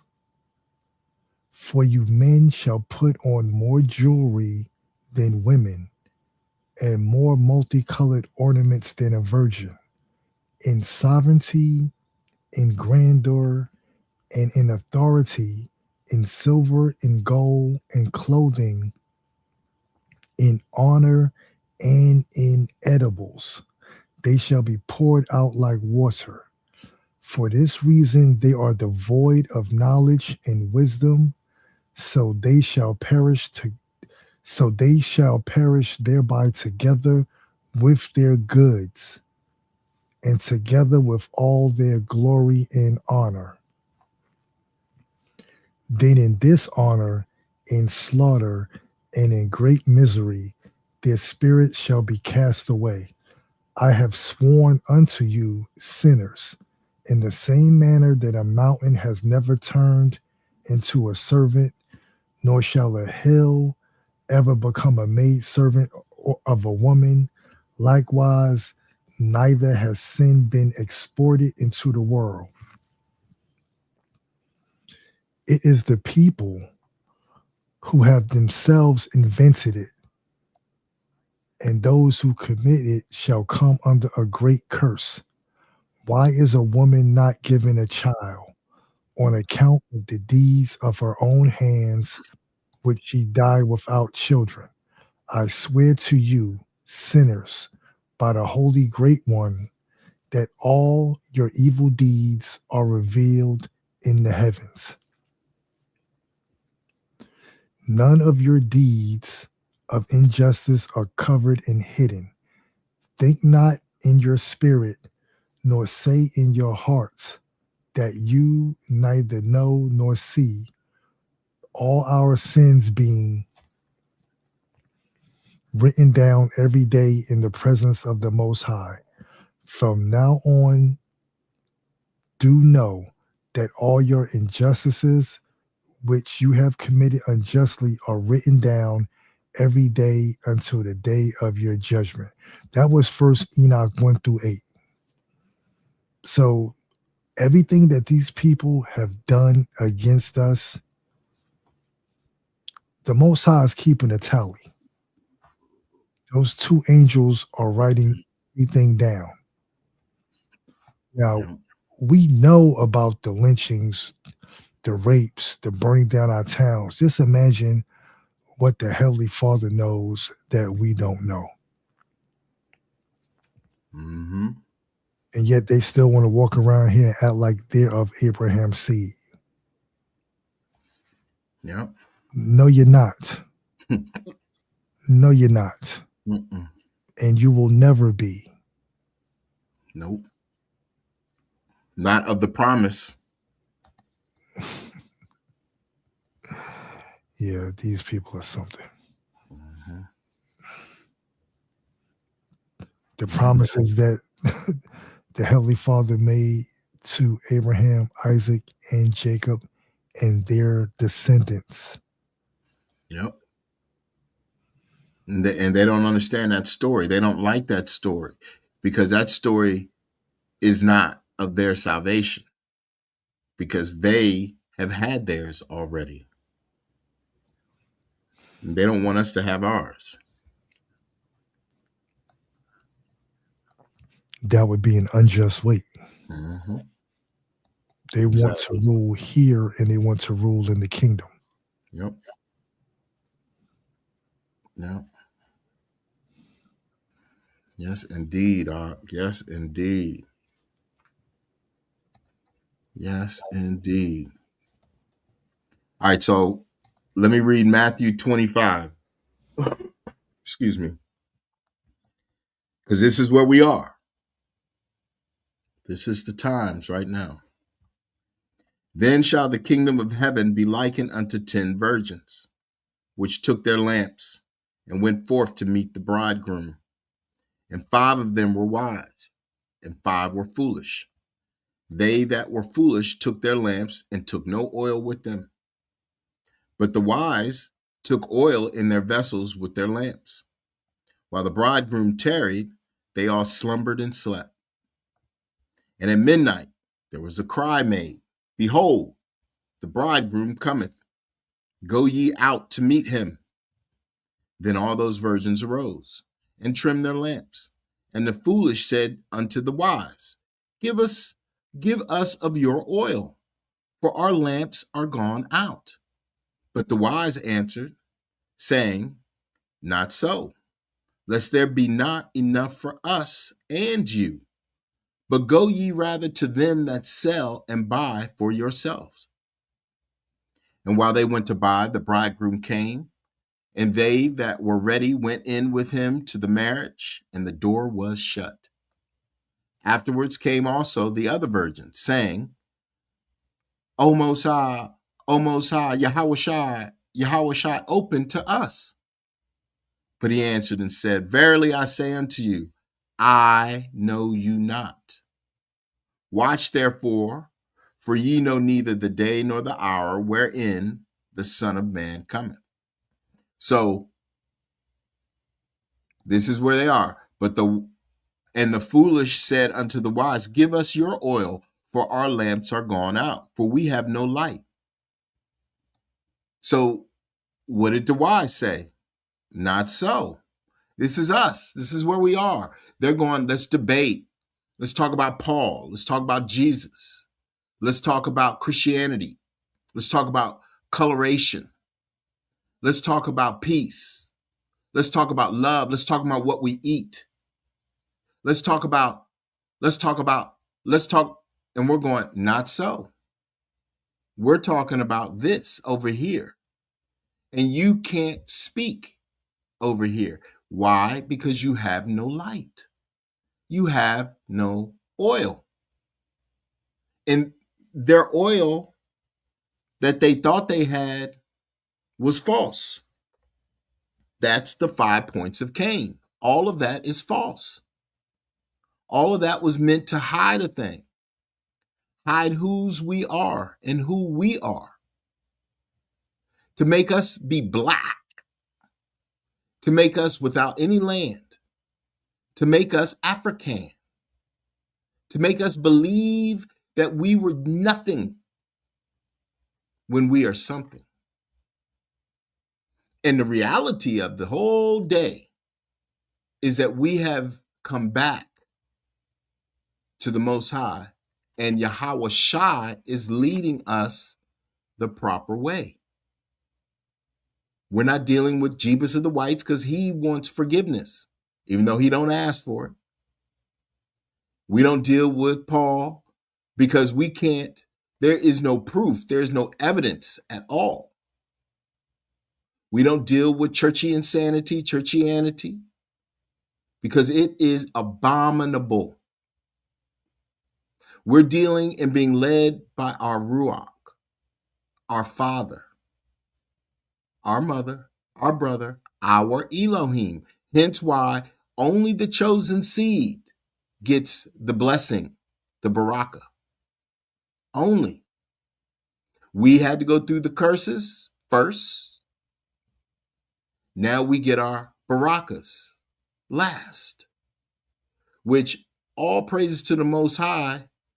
He put that wood to our ass so that we can have gone through the trouble that they never knew. And now they knowing it. And it's only just begun under the sun as it heats up and creates a conundrum for all of Psalms 83. And they're mad at you and me? Shit. This is the introspective of the day. This is why we continue to say who we are. Not the camps, not the Christians, not the Muslims, none of them. Just who we are. Nobody's going to say, oh, well, you're black or you're African or you're any of this, you're that. When hell, they don't even know who they are. That's why we know who Cain, Canaan, Lamech, Japhet, Edom. Now we see them because only those with the aura, with the glow up, with the oil will be able to survive on the Most High soil going forward. And for that, again, all praises to the Most High. All praises to the Elohim of Abraham, Isaac, and Jacob. Brother Sly? I'm ready to go. I have one locked and loaded. Come on, brother. I know you did. And this goes back to the statement you said at the beginning of the live stream, how these people come over, and it's mainly just one, like two people, but one person is like just obsessed with coming over here, repeating the same comment. Well, that's not in the Bible. Y'all false teachers. If you can't see it, it's not for you. Well, the Bible doesn't teach regeneration. If you can't see it, Mm-hmm. it's not for you. Well, you need to show me that in the Bible. We're not one bookers. We're not Catholics.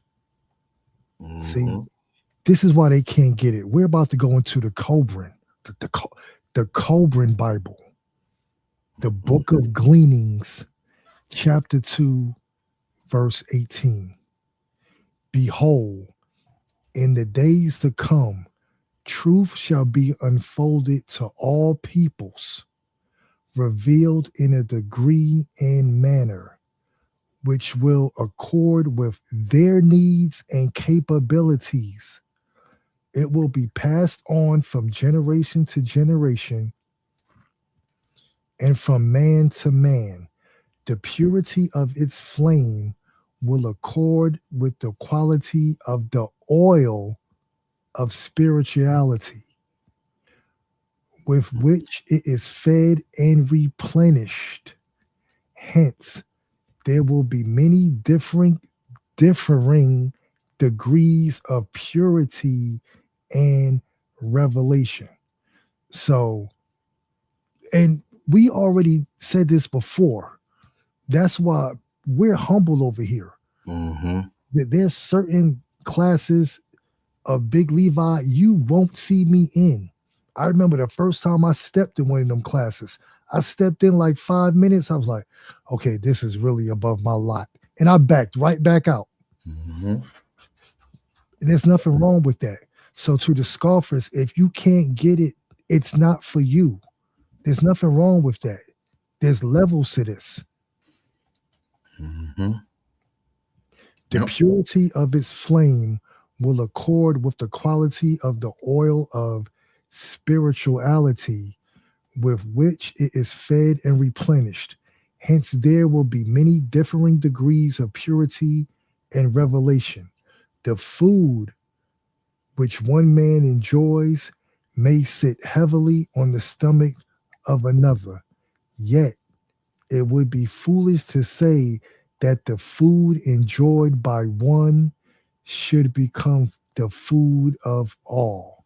So it is with the spiritual things which men believe. Mm-hmm.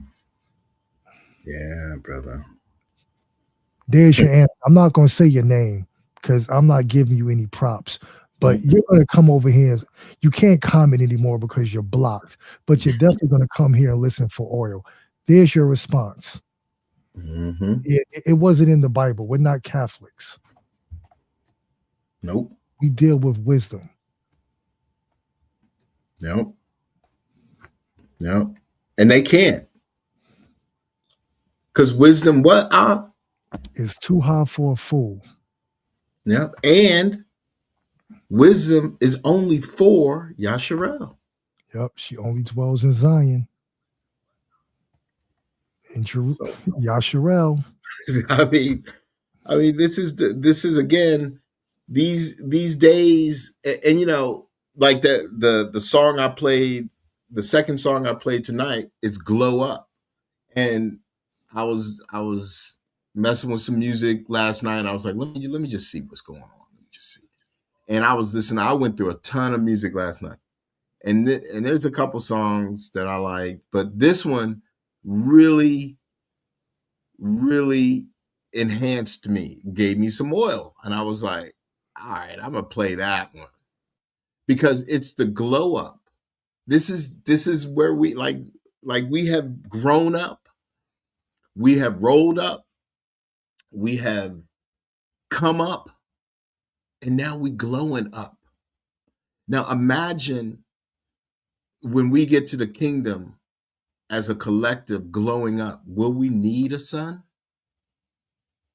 Will we need the sun, the S-U-N? No. The light will be in us. That light will be, the kingdom will be like the sun going down over the horizon. Always, constantly, because of the glow. This is the beauty that we are beginning to understand, love, and know. So many of us have been seeking for this time. So many of our ancestors died, were murdered, killed for this time, for the divine time of the Creator, the Elohim of Abraham, Isaac, and Jacob. For us to be able to grow collectively, you know, the nation's 83, they're talking, oh, collective, the consciousness of the collective, the collective, the collective. Well, the collective of the many is not going to get it done. It's the collective of the few that's going to win. Matter of fact, that's already won. And when we saw the alignment, and we see the alignments all over the place since 2020. Matter of fact, we've been seeing the alignments getting in alignment, that word alignment, align, since the first eclipse over our land.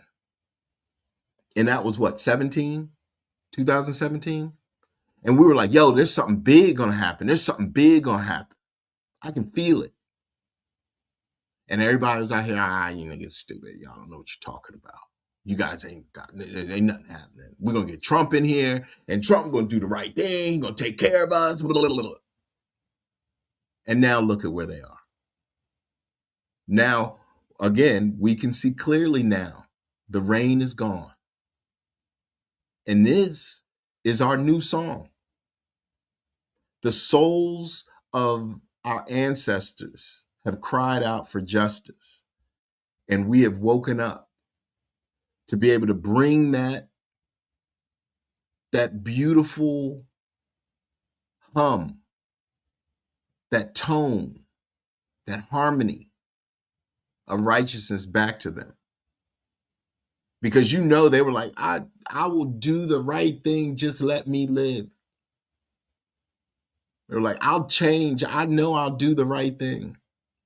And Father was like, nah, no, not yet. Not yet. And now his face is turned back to us, and everybody is upset. They're in conundrum, they in dismay, they in decay. That we even got the weather working for us this way. I mean, you can't make any of this stuff up anymore. If you just take if everybody in this world just took a step back and said, wait a minute, let's go back to what they were saying from the beginning, then they may have some understanding, they may have some reasoning. Yet we know that's not written, and therefore it won't be so. Exactly, my brother. Because if they take a step back, the spirits that are leading them astray will take a step back with them. Mm-hmm. That's it. That's it. Right. Because now the hunting season has begun. The hunting season has begun. So now, even if they did take a step back and try to really understand, they couldn't do it because they'd be on the run. Be constant. They couldn't focus. They don't have the zeal for this. Hence why the Father said, cleave to my people. You better cleave to those that I've given the zeal to get to my kingdom. Because if you're not cleaving to them and you think that you're clever, that you're going to come at them with an intent to cut them, to separate them from me, you will be put and brought to your knees.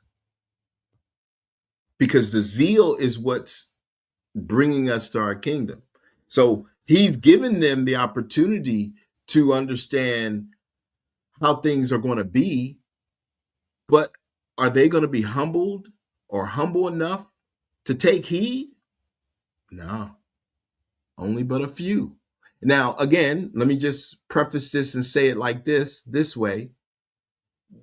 There's white, black, blue, green. Let me not be silly. We are in all nations because he had to hide us because the heathen was looking to kill us. Cain, Canaan, Lamech, Japheth, and Esau were looking to murder us. So he had to hide us in all nations. However, his people, the people who were going to stand up in boldness, was always going to be on his promised land. Why is that? Because the land gives you the energy, gives you the strength to command all elements to benefit you for the Most High to get to his kingdom. While the whole world is out here talking about Jesus, not understanding that they don't have any opportunity to get to the kingdom if they are not cleaving to his people. So there's going to be some that's going to look like us. There's going to be some that's not going to look like us. They're going to look different. They're going to be different. They're going to be Asian, what we call African, what we call white, European. There's going to be some. We're going to have a mixed multitude, but the majority are going to be like me and you, Negro to the core. That's the truth. Say it again, bro, because these Negro onlys, they can't get it. How do you get cut off from being a nation, lose your identity, scattered to the four corners, and not expect to mix in? Mm-hmm. It It's madness. folly. Yeah, it's madness. It's madness. That It is. that Negro only is just as blasphemous as that damn chart. Yep. Yeah. And that's why they don't understand. Like, and we're not even we're dealing with the spirit of a man and a woman. And if you have the glow up, let's go. You know what I mean? Like, let's go. Because we're not Judah rises first, and then Ephraim. And they are moving forward to their kingdom. Nobody's out here other than the silly ass camps who have no reason to be, and these silly ass Christians who's seeking forgiveness from you and me. None of them matter. All that matters is the two sticks, northern and southern, of Yasharel and those that cleave. And if you're not found worthy to be with them, then you will be destroyed. You will lose your life. The whole book, and a lot of people, a lot of people are like, well, that's not my God. He's loving. He's this, and Jesus said to forget. You guys are all dealing with principalities who are leading you astray, idols, right, of your own making, idols of your own choosing and your own making. Point blank. Period. And they're all having a terror moment. Remember what happened when after Abraham had enough of all the idols.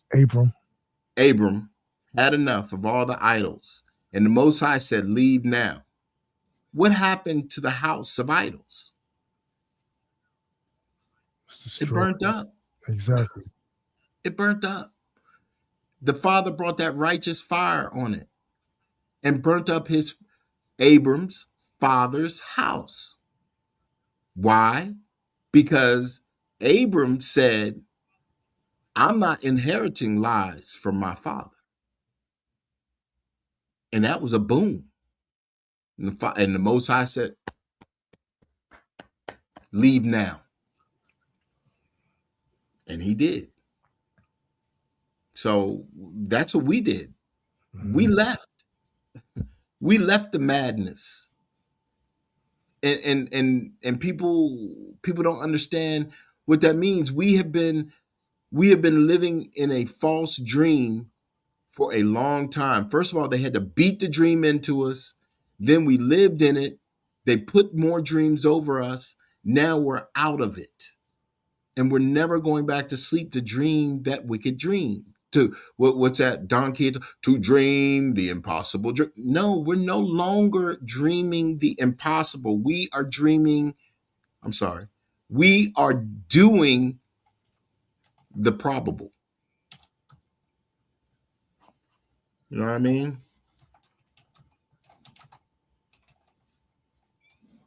I'm just responding to somebody in the chat.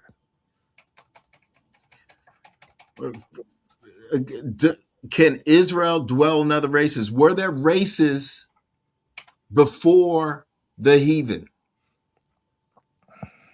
See, and people don't understand what the ancient world looked like because they've been dealing with a Eurocentric, Afrocentric, Asiatic worldview.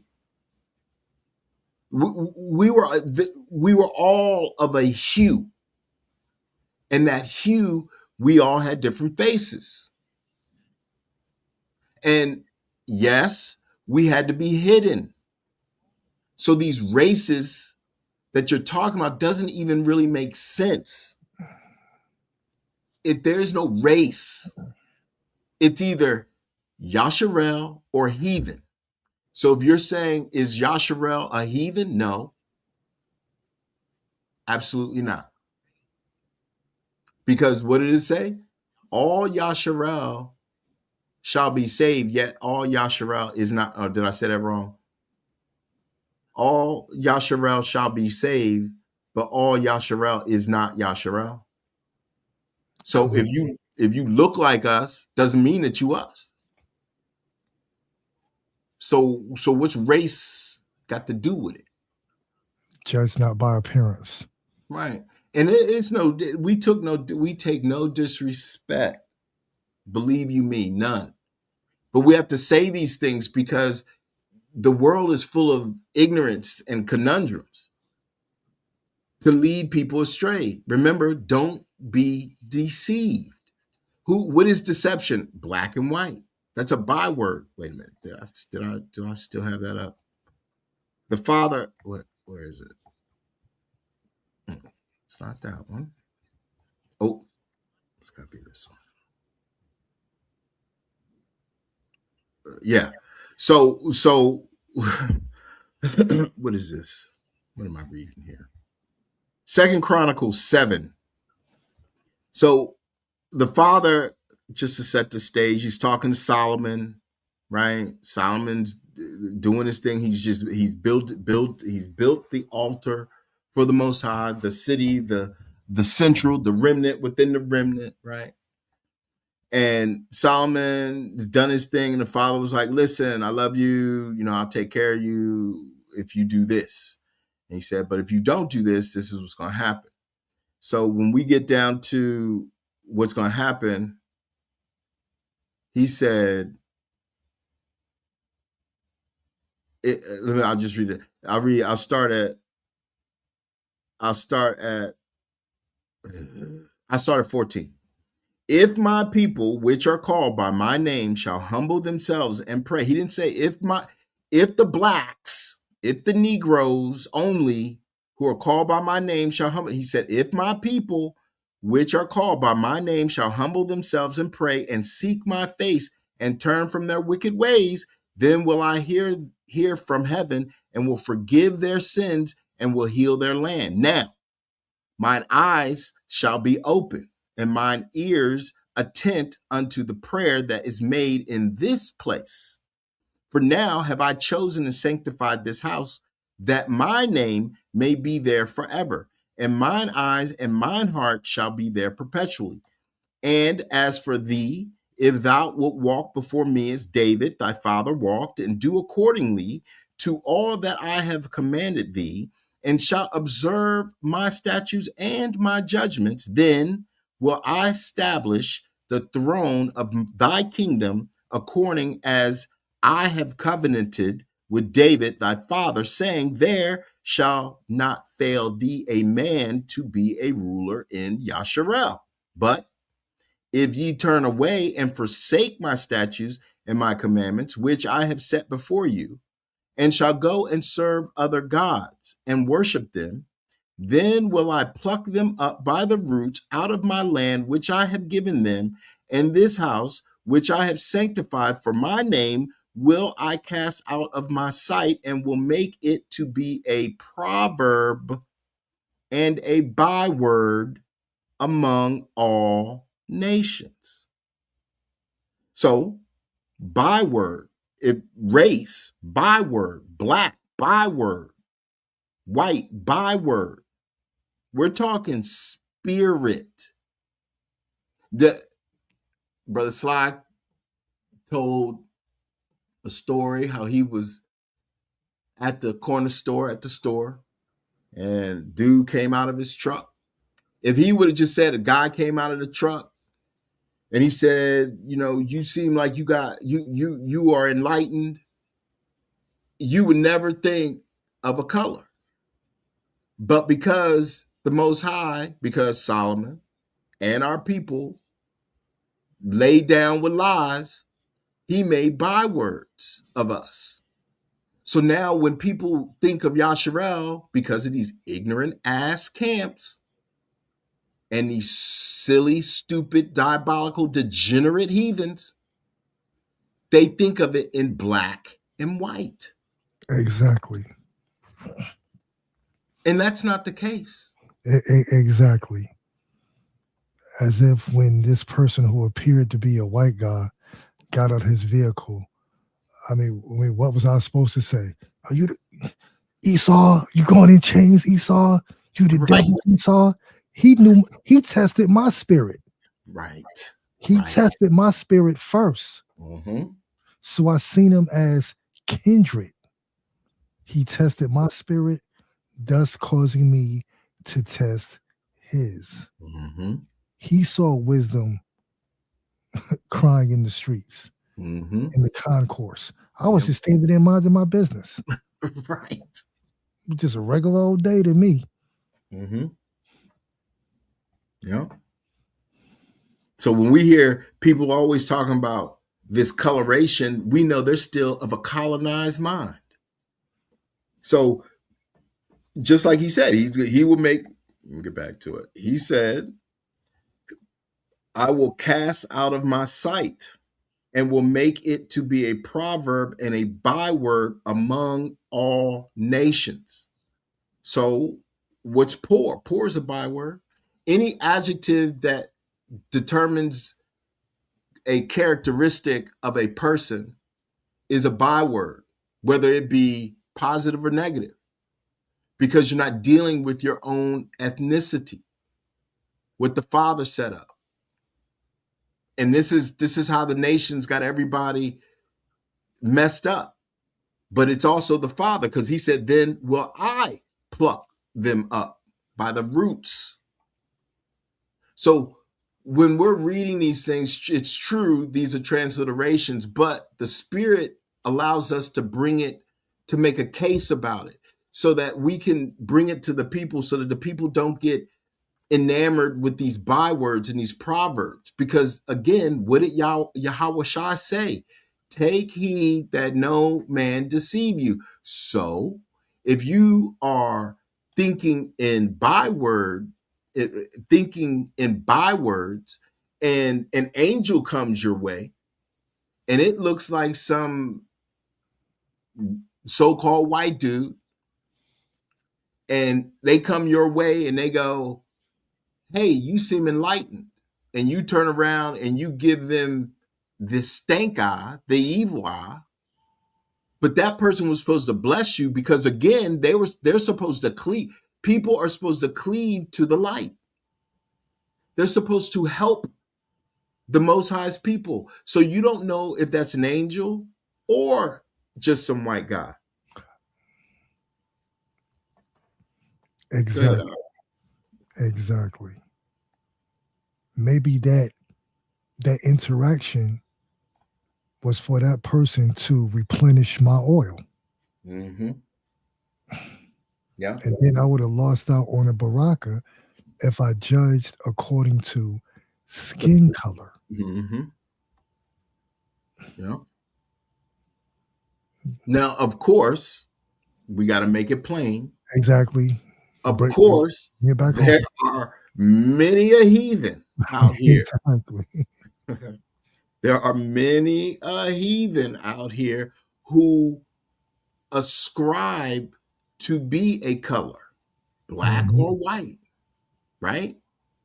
Or Hispanic or Latin. Oh, so we have to, that's why the Father has given us this insight. He's given us the light because nobody's going to come to you. Believe you me, nobody's coming up to you going, oh, I don't like you. They're not doing that no more. These folks are out here poor of spirit. He told us, I know the blasphemy of these heathens out here who say they are, but are not. But thou, you, we are rich. What are we rich in? Spirit, Ruach. So therefore, if we're rich in Ruach, rich in spirit, we can then utilize that for our own betterment.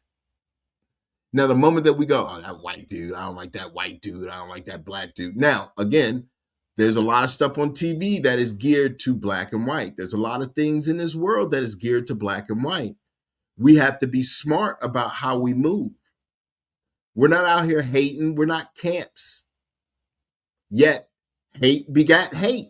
So if somebody comes our way that has a problem, per se, then they either get that problem reciprocated or they fall into dismay or they come on and they come our way.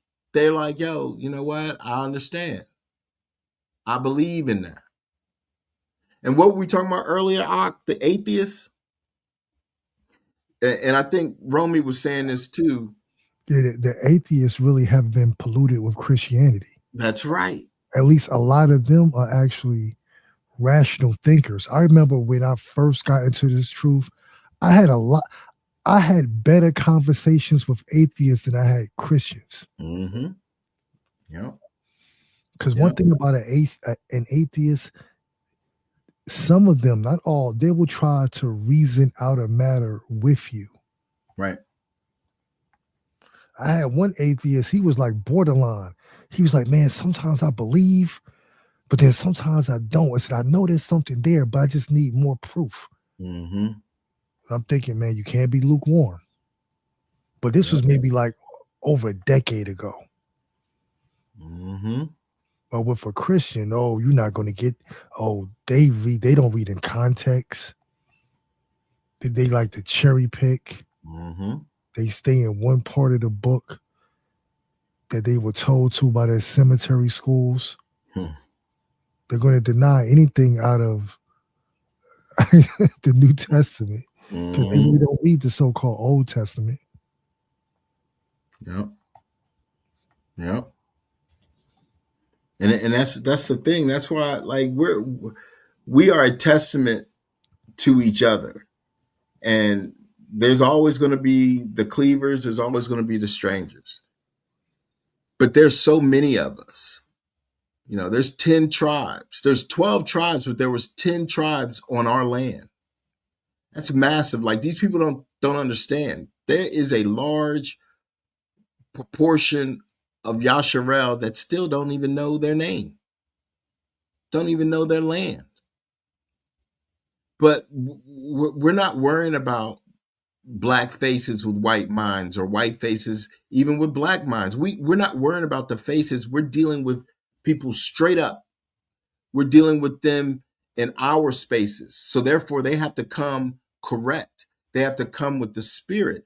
I'm not letting no, like, for instance, the that Blassel woman that Judah put on did a video about today.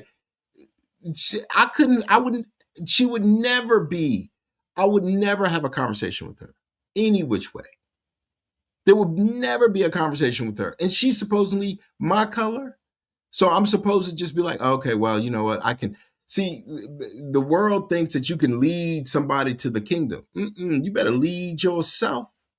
If you know what's good for you, you better be in the collective too. Because if you out here trying to lead somebody, guess what? What does it say? Lead them astray. You ain't leading nobody.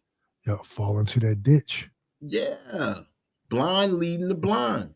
Exactly. We see that every day. You know? That's why we have to be smart. Like, we have to be intelligent with wisdom. Wisdom says, let me say it like this. Knowledge says black and white. See, that's that knowledge, that tree of knowledge of good and evil, black and white. Wisdom, the tree of life, says spirit, ruach filled. So if you dealing with us, you got to be in the right spirit. I don't know how many times we get these bum ninjas that come over into the comment section talking madness, and we know that they look like us. We can go to their page and see their picture plastered all about, but they're not with us. No lessons. No lessons, nothing. Just a vain spirit of vanity. Thank you. No precepts in the comment section. Just madness. Just crying out in pain because they don't have wisdom. Mm-hmm. It's not a good look. But we know that's the 12th woe. They are plagued with the Shadim. They have spirits over them. Mm-hmm. Yep. And yes, leprosy also is a key to mental illness and mental fitness. But at the same time, I'm just going to say for me, and I know Sly too, but for me, I'm past all that. I'm the guy that says to hell with all that. I'm trying to get to the kingdom. And if you ain't got nothing to offer on my way to the kingdom, I don't care at the end of the day. I really don't. And that's not harsh. And it doesn't matter, because again, the vine has to take care, the vine waters the tree. The tree helps the vine. So if people are coming to help me to get to the kingdom, so be it. I'm not even caring about your face. But now when you come and you acting a straight ass and you look like me, I ain't messing with you. You don't look like me, I ain't messing with you. If your words are not dealing with where I'm going, I'm not messing with you. It doesn't matter your color. I mean, and the sun's going to take many of these fools out anyway. Anyway. And I saw this thing on the Tickety Talk. It said if you got melanin and you burn, that means you got poor genetics. So I'm thinking about all these things because, the so-called people who claim to be white or pink or light red, they ain't gonna make it through this sun. They gotta close up. They gotta put on hats and everything. But there's some brothers and sisters, so-called, out here that burn up too. And I'm like, how are you burning up in the sun? Matter of fact, this is true. I was talking to this dude the other day at the oil when I went to go get my oil change, my oil change. And he was like, black dude. And he was saying, he went to the Caribbean and put on some oil and he burnt up. He got burnt up and he was like, I ain't never been burned up. I ain't never been sunburned, but I'll be I'm thinking to myself, bruh, what is wrong with your genetics that you chose to put oil on and he probably sat out there for 8 hours too. You see what I'm saying? Like, you got to be smart. You got to have wisdom. That's what, some people's skin is different. But that's a whole nother topic because none of that matters. What matters is getting to the kingdom, being righteous, treating one another, brothers and sisters, like you want to be treated. And if you do that, it don't matter. It don't matter. The Father's coming to heal all people, all his people. And my thing is, I'm here via the Spirit to say, hey, don't be shocked if what you see when you get to the kingdom is not what you thought you would see. So be ready. Because this is not for us. This is not just about us solely. It's about the totality of his people, the chosen. And he chose everyone. We didn't choose. We didn't choose. If it was left to us, we'd all be idolaters, right along with the heathens. But he chose us to wake up. So take that as a baraka and keep it pushing. You know what I'm saying? Exactly. Because you could be an idol worshiper. You could be worshiping your skin. Mm-hmm. See what I'm saying? It like idolatry isn't just an idol. It's just not a thing that you created. You are an idol. These people are idols. Their nails are. I gotta get my nails done. I gotta get my hair did. I gotta put this thing on. I gotta wear this. I gotta look like this. That's idolatry. So again, take heed that no man deceive you. And no, we ain't tripping. And we definitely understand the problems of the day, the problems of the world in terms of race. We get it. But we're not staying in that demented, diabolical, wicked ass place. We're moving. I don't know how many times I say this, Todd. We're moving to the kingdom where none of that matters. None of it. Hopefully that made sense. Hopefully that took care of all those questions that people have regarding that. Because we ain't tripping over here at all. And no, it doesn't. It doesn't lie at all, Vergus. It doesn't. It lets you know. It lets you know. But again, we don't know. We haven't seen everybody on the earth. So, like growing up, there was some playing soccer. There was a bunch of white dudes so-called white dudes, that didn't burn. They just got tan. Now they probably wrinkled today, but they just got tan. So the sun don't lie. It tells you, it gives you, it edifies, right? Just like the Father. Everything is about edification. So,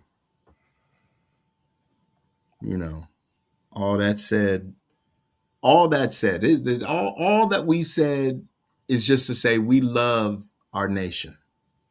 You know what I mean, Sly? We love our nation. We love our people.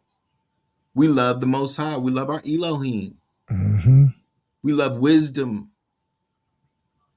So we love to see that the Most High is keeping his word. Come on. That's it right there. And yes, we love to see the fall of our enemies. I was just thinking that. All of Y'all, yeah. Happy. You know what I mean? These blassels, they go down too. Ooh, I love to see a blassel go down. Like Pam. So for instance, that is a wicked dude. Wicked. That dude is wicked. Am I gonna be like, oh, I wish he black, so he my brother? No, I'm not gonna do that. Was TD Jakes my brother? Hell no. P Diddy? You know what I mean? Look, Slide my brother. Curtis Armstrong is my brother. You know what I mean? I got brothers all around the scene. And I don't need to have these Christians as my brother. I don't need to have Muslims. I don't need a religion to be part of me. That's the whole thing. You know, this is the beauty of where we are. This is the Most High show, and He's showing up and showing out for real. For real. For Bro. real. Bro, we've been live for 2.5 hours. And you know what, bro? Those skydivers are still floating around in the sky. Yes, they are. Yes, they are. Our That is Elohim is nothing to play with. Mm-mm. Nope.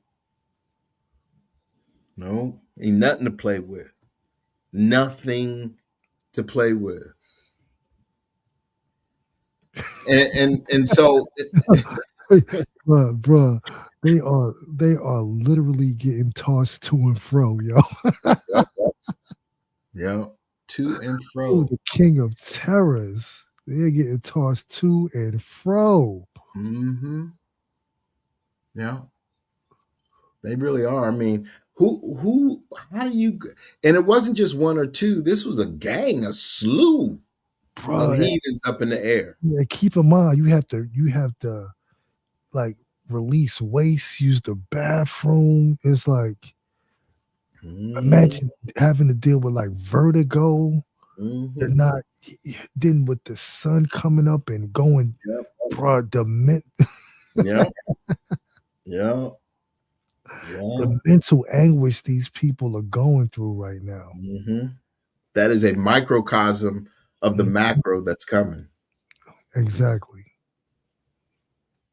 Mm-hmm. It is crazy out these parts, and that's why I just stay focused on the Most High. I ain't worrying about these people and their madness at all. I be laughing at them. Me and Sly, Romy too, Brother Judah. I know everybody laughing at these folks, but Mhm. that's just the way it is. That's karma. You know what I mean? That's karma. Now, last thing I'm gonna say, and I'm gonna let Sly say what he's gonna say. My last thing is jubilees. So I'm just gonna get. I'm not gonna read these, but I'm just gonna give the chapter and verse. Jubilees 22, verse 10. This is Abraham blessing Jacob. Jubilees 25. No, did I say that wrong? That's not Jubilee. That's not Abraham. That's Isaac, right? Isaac generations. No, that's Abraham. So 22 is Abraham blessing Jacob. 25 is Isaac. No, 25 is Rebecca blessing Jacob. 26, chapter 26, chapter 25, chapter 22. Chapter 26 is Isaac blessing Jacob. So this is why they don't like you reading Jubilees, because it's talking about Jacob. It's simple. Now I'm gonna defer to Sla. I'm still here, my brother, just reading. Let's take a look.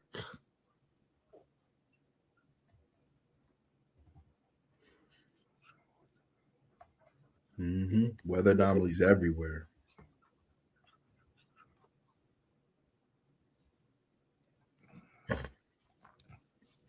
Okay. Interesting, but I don't know how they got up there. Could have jumped out of a plane, all of them. I would think. I don't know. But go ahead, Sly. Okay. Are we about to sum it up, my brother? Yep. The summation of a thing. Okay, we are going to the Nagamati the teachings of Sylvanus. This is Codex 7. We're going to read a paragraph out of this. I just had it. Where is it at? Where is it at? Here it is. Perfect.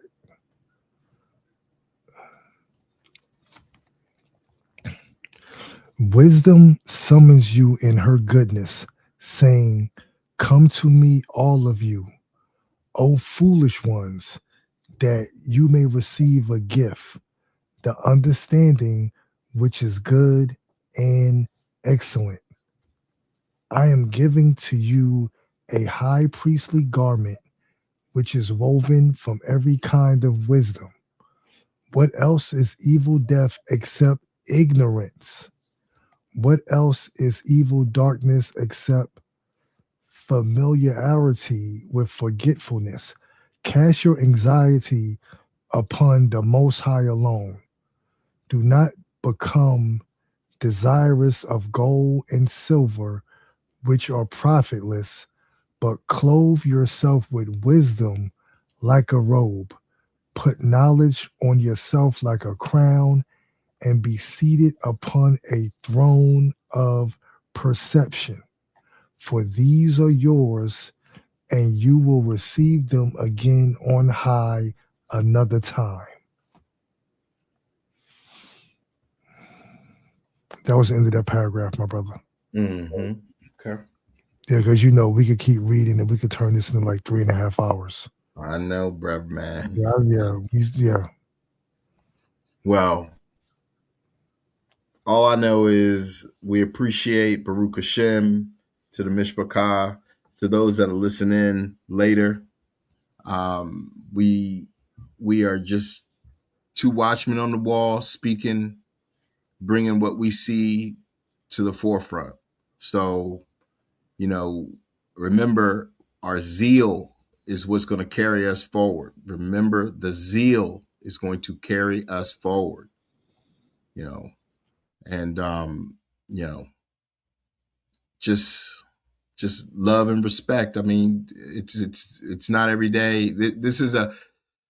We're getting our nation together, and we're separating from all the other people. And this is a good thing. This is not bad. We're not evil. We're not mistreating people. So just know that if you got something to bring to the table, please do. We're always trying to be edified by you. So with that said, much love, much respect. Baruch Hashem, Baruch Hashem. And we're going to, since this was powerful, we're going to go out with power. Oh, Brother Levi, much love, much respect. Brother Judah, all the sisters, all the brothers, everyone. Baruch Hashem. Shalom.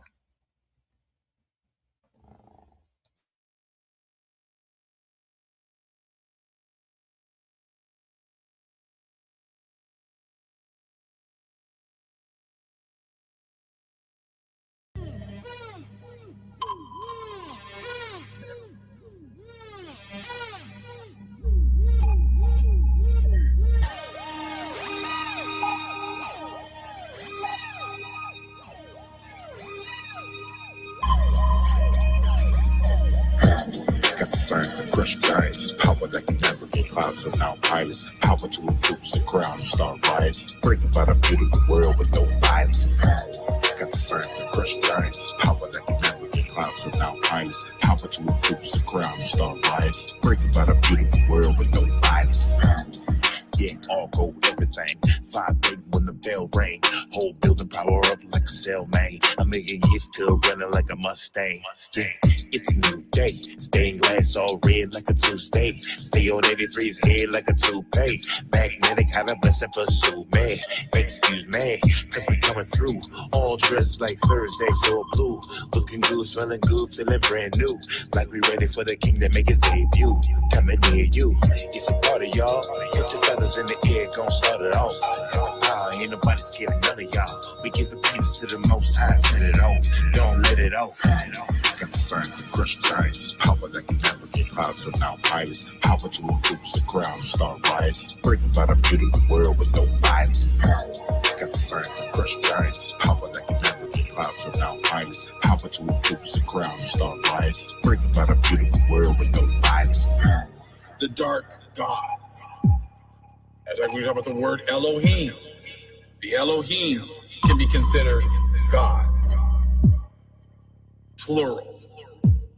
Not singular, plural. So you're talking about different extraterrestrial entities. All praises to the Most High. I keep a sharp sword and it's close by. Settle my debts, we don't mess with a cosign. Pattern my steps in the field for the landmines. Beat begging like a hand sign. Going back to Jacob's trouble, that's a damn lie. Ship a vibe like a ley line. And we'll light this place up like it's daytime. I got the message, be at peace, so I'm feeling cool. And I don't care about your yapping, know you're feeling fool. Cause we ain't never giving energy to any enemy that literally made for nothing but a footstool. You stretch down to the molecules. Got the magic manipulating your particles. And we do it for the saints with the arsenals. Keep your Grammys, radio stations, and articles. Wow. Got the sign to crush giants. Power that can navigate clouds without pilots. Power to influence the crowd and start riots. Breaking by the beautiful world with no violence. Power. Got the sign to crush giants. Power that can navigate clouds without pilots. Power to influence the crowd and start riots. Breaking by the beautiful world with no violence. Some of these gods have been put over the other nations to lead them astray. We have been under the authority of the Most High. He didn't put other beings over us to lead us astray. Power. Got the sign to crush giants. Power that can navigate clouds without pilots. Power to influence the crowd and start riots. Breaking by the beautiful world with no violence. Power. Got the sign to crush giants. Power that can navigate clouds without pilots. Power to influence the crowd and start riots. Breaking by the beautiful world with no violence. Power.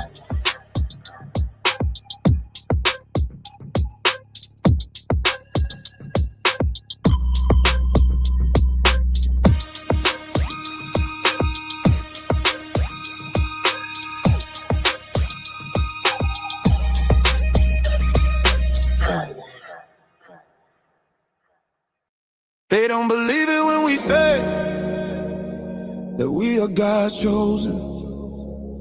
They look down on the righteous, but we know that God noticed.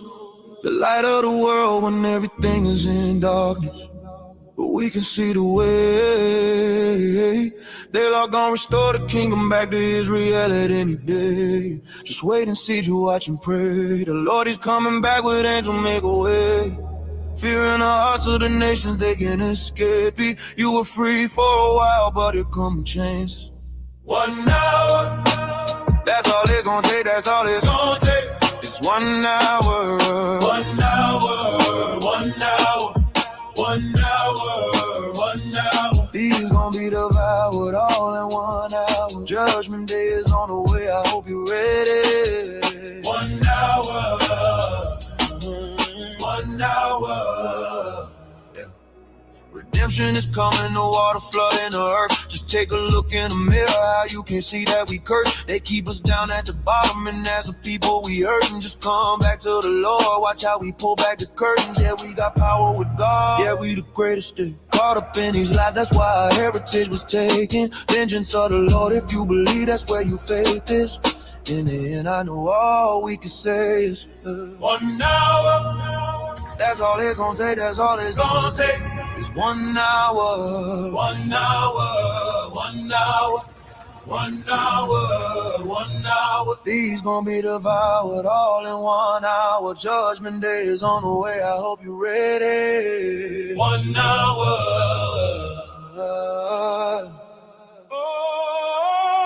1 hour.